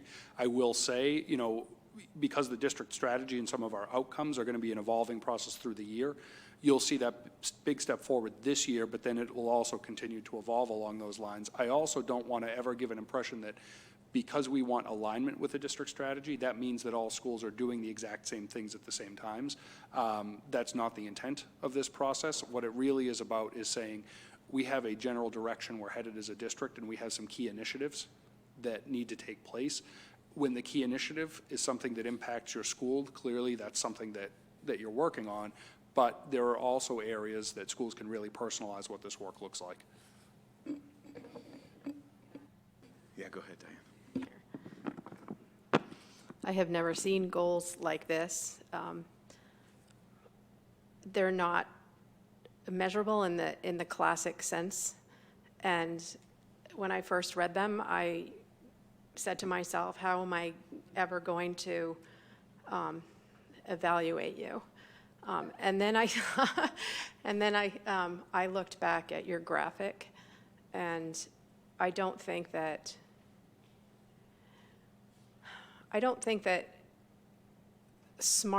acronym SMART goals should be driving your goals. I think that what the district needs should be driving your goals. And what the district needs is infrastructure. And I think this really speaks well to the foundational aspects of building the infrastructure that we need to move forward, and the type of high-level goal setting and relationship building and culture changing that needs to happen. So I ended up really liking it, but it's uncomfortable not to have specific, I mean, there are some, but many of them, they don't have it. I'm wondering, I have a couple of questions. One is on the educator growth and development piece. Last year, you had identified in the teacher evaluation rubric, standard 2, as your target for that. And so like none of that specific language found its way in here, and I'm wondering if that was purposeful. You know, actually, standard 2 continues to be our focus. As I said, standard 2 is our overall focus as a team, But what I didn't want to do was get so granular with the goal that I have different feelings about the idea of SMART goals at times. I think there's a place for things like that, but then there's also a place, and I've worked with a lot of educators around this, where we get so focused on creating a SMART goal and following a structure to a goal that the actual value of it is lost. It's a weird thing that I see happen more often than not. And one of the things we've talked with our leadership team about too, as we're working with educators, is make sure that what we're helping teachers work toward is something of real value that's going to be impactful. And if there's an element, we don't actually even use the word SMART in the district. We have evidence, we have criteria for successful goal writing, but it's not based on SMART. Not because it's good or bad, but just because we wanted to make sure people didn't feel like it was formulaic. And that it was just about following a formula. It's more about what impact do you hope to have on your students. And so I guess that was the overall approach I tried to take, was really thinking about what can we focus our work on that can really deeply impact our practice that will have value for kids. And that, so yeah, I would say they didn't really all come out in SMART goal format. I would agree. But it's kind of an evolving piece of my own thinking as well. I have just one really quick question, and then another just kind of high-level question. Why did you call it literacy outcomes? This seems to be more about setting the stage for students to have equity of access, not an actual reading outcome. You're building infrastructure that will set the stage for measurable outcomes for literacy, but we won't see student impact this year anyway. We will see teacher impact. That's how I read it. Right. I think you are correct in that this is fundamentally, the whole process is about outcomes for kids. And I didn't want to lose that in setting this goal, because I don't want to, as we put this out publicly and we put this out with our district team and leaders and teachers, I want to make sure that we keep the focus on the outcomes for students. The process outcome is obviously for faculty. But, I think I wrote it knowing that this is probably a 3 to 5 year process but step one is developing that first vision for what we need to do and looking at the alignment of services. This is where I struggled, because I think overall, if we had had the whole district strategy done and a working plan for each of our strategic initiatives, this would have looked very clear as to, okay, this is the first step in a longer strategic initiative. Whereas standalone as a goal, I think it does leave some confusion, and I would acknowledge that. Okay. My last quick question is, the strategic initiatives, what's their relationship to the goals? So we really thought about entry points. The strategic initiatives, what we wanted to do with an initiative is pick key areas that were entry points or points of focus for us during a given year. So we already are working towards student-centered coaching, and that's come before the committee many times. We've talked about our work in STEAM that we're trying to move forward. We've really talked about looking at our instructional materials in our classes from an inclusive lens. But what we wanted to focus on, again, in any given year, is what are we really keyed in on improving our practice on? And as I said, you can't tackle everything equally, but you have to pick some key areas. So we tried to pick some areas across multiple domains, or the overarching objectives of engaged learning, equitable opportunities and outcomes, inclusive practice, and social emotional well-being. So we're continuing to make progress in every area, but we're picking something we're focused on that we think can make the most impact right now. Does that answer that? Yeah, and I would just say that I think those connections, it might be helpful to make them more explicit, because there's a lot of interplay between, say, building, strengthening partnerships between evaluators and educators, the role of coaches in that, the frequency maybe of evaluations, how often they happen and what happens in between that, time to strengthen those partnerships and how that impacts like the literacy and the math and even the complete district strategy, and just trying to make those kind of connect the dots for us in terms of what you were thinking about. And that's, again, in my ideal world, that would have been tonight. Yeah. But instead, that'll be as we go through the year. And that's really the work we have to do moving forward. So, yeah. Okay, we're going to move on at this point. If people continue to have some feedback for Peter, please feel free to contact him with that. And like I said, we are going to see this again at our next meeting to vote on. Sorry, thank you, Peter.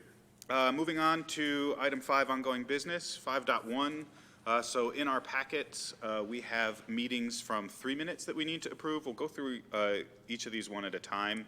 So the first is the minutes from the meeting of October 17th. Is there a motion to approve? Second. All in favor? Aye. Any opposed? Any abstentions? Okay, thank you.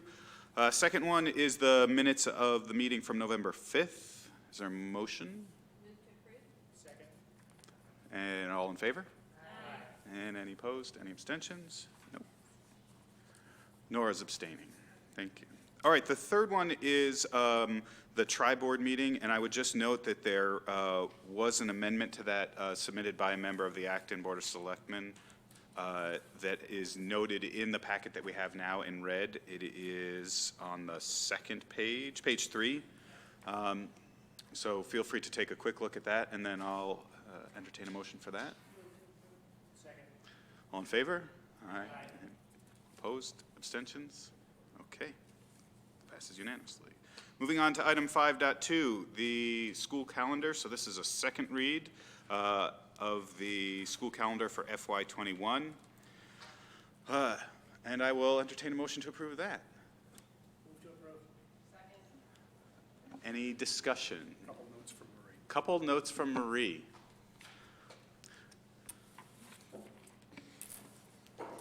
Thank you. We received a couple questions over the last week.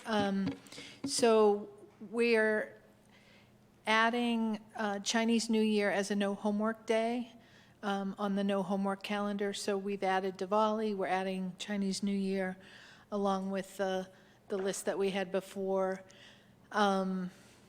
We're going to go back to the policy committee and talk about a little bit of the language and titles in the policy regarding religious holidays, calling it religious and cultural holidays. But other than that, I don't think we have received any feedback about the calendar. Thanks, Marie. Michael. First of all, I really appreciate that adding the Chinese New Year and Diwali into the no school assignments holiday list.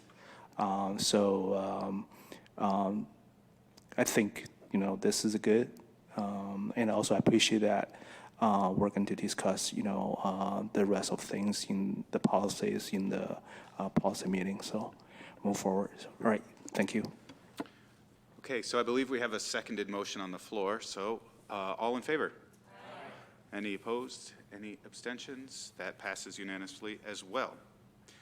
So Adam, just so we will send out the calendar now to all families and all staff so people can begin their planning for next year. Thank you for your vote. Thanks, Marie. I'll be scheduling my vacations now. Thank you. Moving on to item 5.3, the receipt of the FY19 financial audits. Dave is stepping up to the plate. I have no more baseball metaphors, sorry. It's all right, it's not the season. The fiscal 19 financial audit was conducted in the summer and the fall this past few months ago, concluded on October 11th, and reports sent to us on October 29th. I believe everybody got electronically all of the reports done by an independent audit firm. There are 3 reports, all as required under government auditing standards. The first, the audit of the district's financial statements. That consists of numerous financial statements like balance sheet, et cetera, required supplementary information such as budgetary analysis, retirement and OPEB disclosure information, and footnotes explaining some of the numbers on the main financial statements. In addition, there is an auditor's report in which they express their opinion. That's what we pay them for. And the opinion basically says that the statements and disclosures fairly present, that's auditorese for a clean opinion.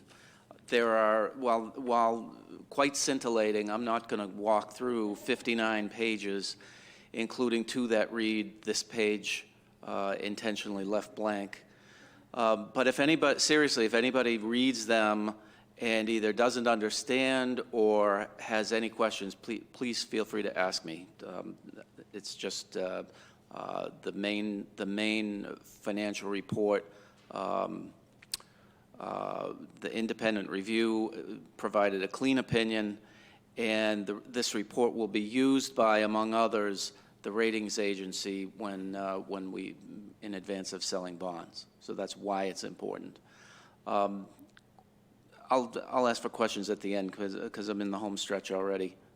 Changed to a horse racing metaphor, sorry. The report on federal awards programs is not a financial statement. It's a schedule of award expenses with footnotes.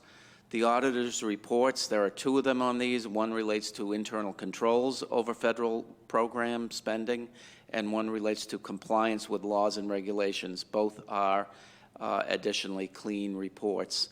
And additionally, there is typically a summary of findings, and there were no findings found by the auditors. Lastly, there's a management letter. This is not a required report, but it's typically issued as part of any audit engagement. There are 6 comments that the auditors brought forward relative to prior year observations, and some for several years. One of them was relative to our need to do a risk assessment. One of them was for our need to document our internal controls over grant programs. We've engaged a consultant. The consultant was recommended by the auditors, and that should be undertaken this year. So we'll hopefully get those comments not issued going forward. Another one from prior years was that the district needs to adopt a cash and investment policy. We have one. It just needs to be formally communicated to the auditors, and that one, again, should go away in the next year's audit. And then there are 3 other ones. One about implementing OPEB reporting, and unfortunately there's a typo in that one, a minor typo. Accounting for capital assets and implementing a capital stabilization fund. The auditor noted that in all 3 cases, those were implemented this year. There's one new comment, and that's regarding employee reimbursements. They do say that the implementation of that is in progress. It is, and I'm happy to report some evidence of that. I had my team run a report on employee reimbursements year-to-date FY20 versus the prior year, and we are running at about 4% of last year's total employee reimbursements as of November, whatever the date of the report is, November 15th. So we put in some procedures to alleviate the need for employee reimbursements, which the auditors thought was not a best practice, and the procedures seem to be working very well. So if there are any questions here, the offer still remains to take offline questions if they're lengthy, if they're detailed, if they're really confusing about the number of pages and accounting ease that are presented. One comment about the report for people who might look at it with respect to the assets and liabilities position. So unlike a conventional corporation where the assets and liabilities would have more similar character, and both of those things could change, in substantial ways over time. The assets of the district, the capital assets of the district, are primarily buildings which we will never sell. So they're not really available to us in a balance sheet kind of way. Likewise, the major liability of the district is OPEB, which is the liability we've talked about a lot. So people just need to, although the net number, doesn't look too bad, the construction of it is a bit odd, so people should pay attention to that. And then I will send you a couple of tweaky comments In the management discussion, there are a couple of things that year over year change, have significant changes, like $2 million. So from my view, it's nice when things change for the management letter to have something to say about why that was. You know, because a lot of times it's not interesting, but if there's no comment there and something was 6 million and now it's 4 million, the obvious question is, well, why did that happen? You mean in the management's discussion analysis versus the management letter, right? Yeah. Yeah, probably. right. Yeah. Got it. Yeah, but I'll send you the specifics, you know, and if there's anything interesting, you can share them, and if not, you can say, why are you wasting my time? Got it. Anybody else? Okay, thanks, Dave. I'd like to say that was a slam dunk. Just to move the metaphor one more time. Item 5.4, School Building Committee update. At this point, Peter is going to share with us verbatim the forum discussion that he's had for the past 7 nights in a row or something like that. But Yes, probably. I'm going to repeat it over and over again for you, so buckle up. No, we have been providing lots of forums for our community members over the last few weeks. We're trying to just be as visible as possible within the community and make sure that we, you know, answer any questions that our community members have about our project. I will say we had some positive news. Our Acton Finance Committee and Acton Board of Selectmen both voted to support this project. The Finance Committee vote was a unanimous vote with, I think, almost no discussion of the topic. Literally no discussion of the topic, but a unanimous vote to support. Our Board of Selectmen also voted unanimously to support, but with 1 abstention. But it was a 4-0 and 1 vote for that, so we're very excited about the level of support we've had from boards for the project. We are continuing tomorrow with our presentation tour. We are over at Blanchard for the community coffee there, and then we have multiple additional forums planned over the next several weeks. We are also trying to find a way to leverage some technology and look at doing a Facebook Live forum in conjunction with our early December forum that we have on this, so families who maybe, or community members who can't get to a presentation could actually watch from home and even submit questions from home that we could answer. So we're working on the technology to support that. That is not my area of expertise on Facebook. I'm kind of Bill Belichickian in that regard with Snapface or whatever it is. But we're gonna try it out and see what we can do. So, yeah. With that said, you know, any questions on the building project, I'm happy to entertain. That as the FinCom liaison, there was lots and lots and lots and lots of discussion about the building project over time. So, and I think that was because we came in early with a lot of really good information and presented it in a really smart way. So I just want to thank you, Peter, personally, for just really just taking this and running with it and just doing such a phenomenal job getting the word out in lots of different venues to lots of different people. And I think that the result of that was a unanimous vote.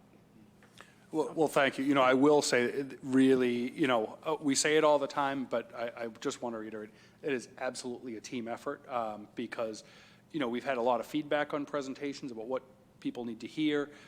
Marie has lifted, you know, so much of this project from its inception to get to this point. I just want to make sure she gets credit for that as well. I may be the person presenting, but there's a lot of work that goes into all these details. Mary Brolin has been exceptional in being such a force in the community and making sure that we're out in front of people and talking about the project. And then just really the whole support of the building committee in trying to move forward. So thank you, I appreciate it. But I will accept that on behalf of all of the work that's been done by everyone. Okay, super quick, I just want to say thank you to your family and Marie's family and Mary Brolin's family, because I know that you have all been out multiple nights in a row and days and put so much into this. So thank you very much.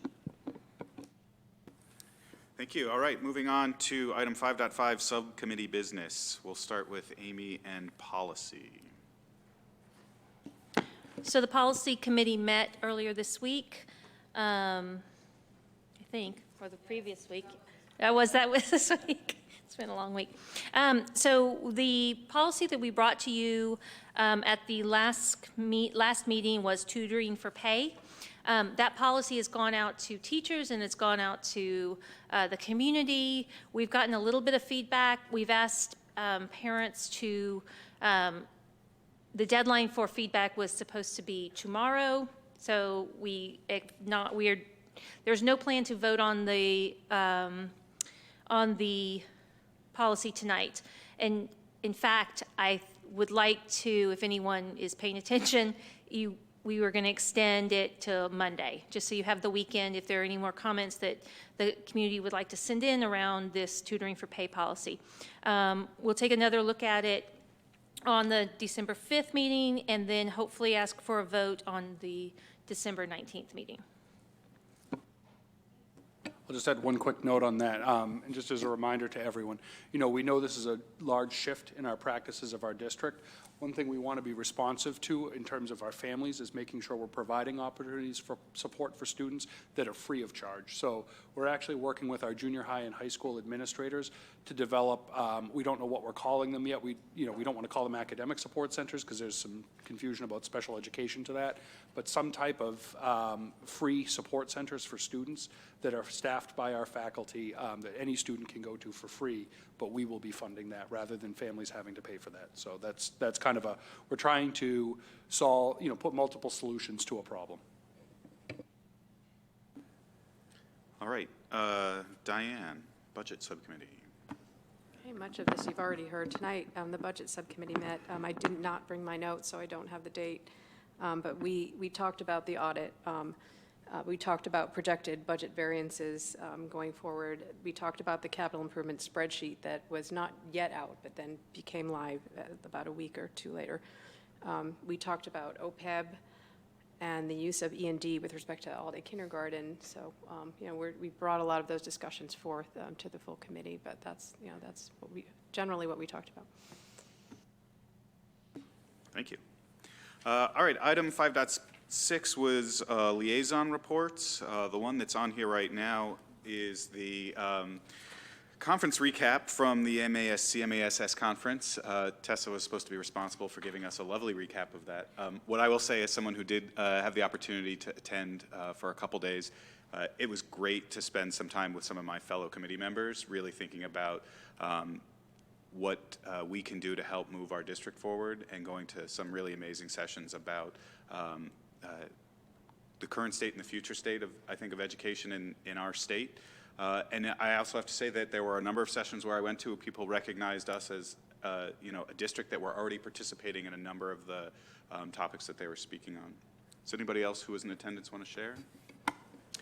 I attended 2.5 days of the MASC meeting, participating in various workshop sessions and presentations. I thank Diane Baum for her leadership role she is playing in the MASC, as well as in connecting this school committee to the MASC.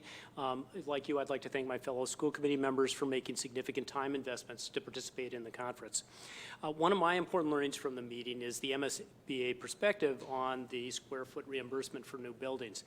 The MSBA is well aware that their top reimbursement rate is significantly below current construction rates.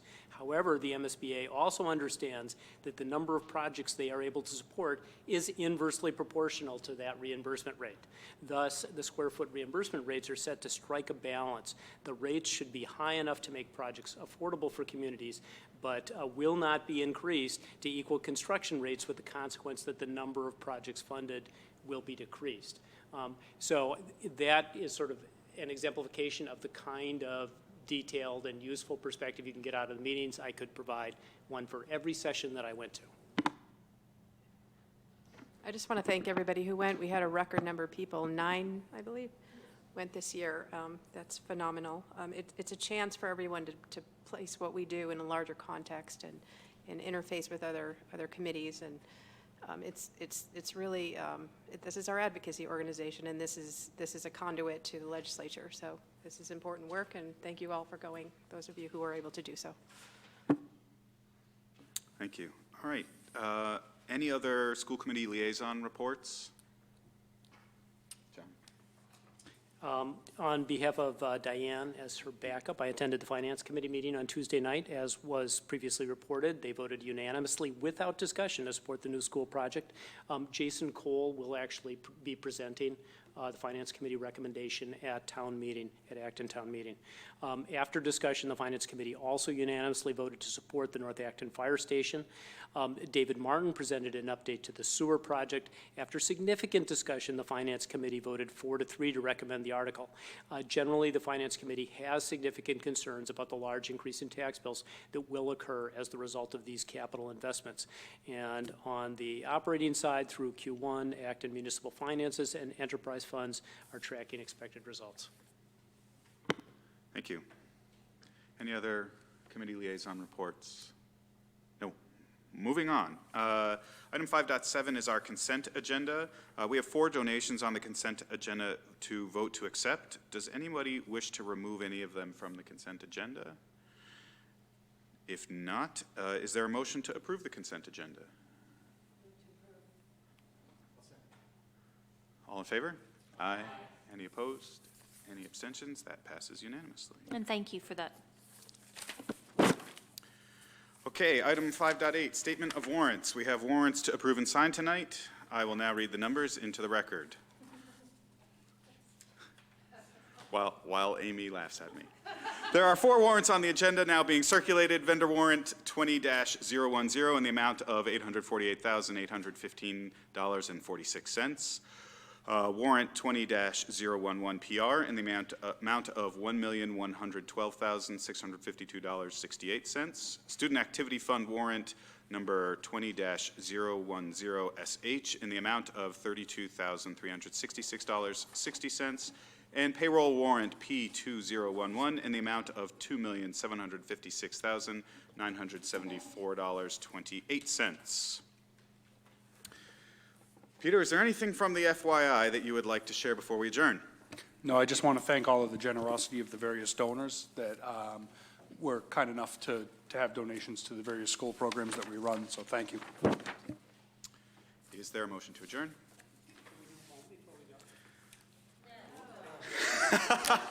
The sense of the meeting is that they would rather adjourn, so is there a motion to adjourn? And is there a second? All in favor? Aye. Any opposed? Any abstentions? That passes unanimously. I would welcome the poem now. There's no prohibition against, extra meeting poems. And of course, the question that I have is, who else, remembers this from their child, and who else was thinking about it as Maya was commenting about saving the trees? I think that I shall never see a billboard lovely as a tree. In fact, unless the billboards fall, I'll never see a tree at all.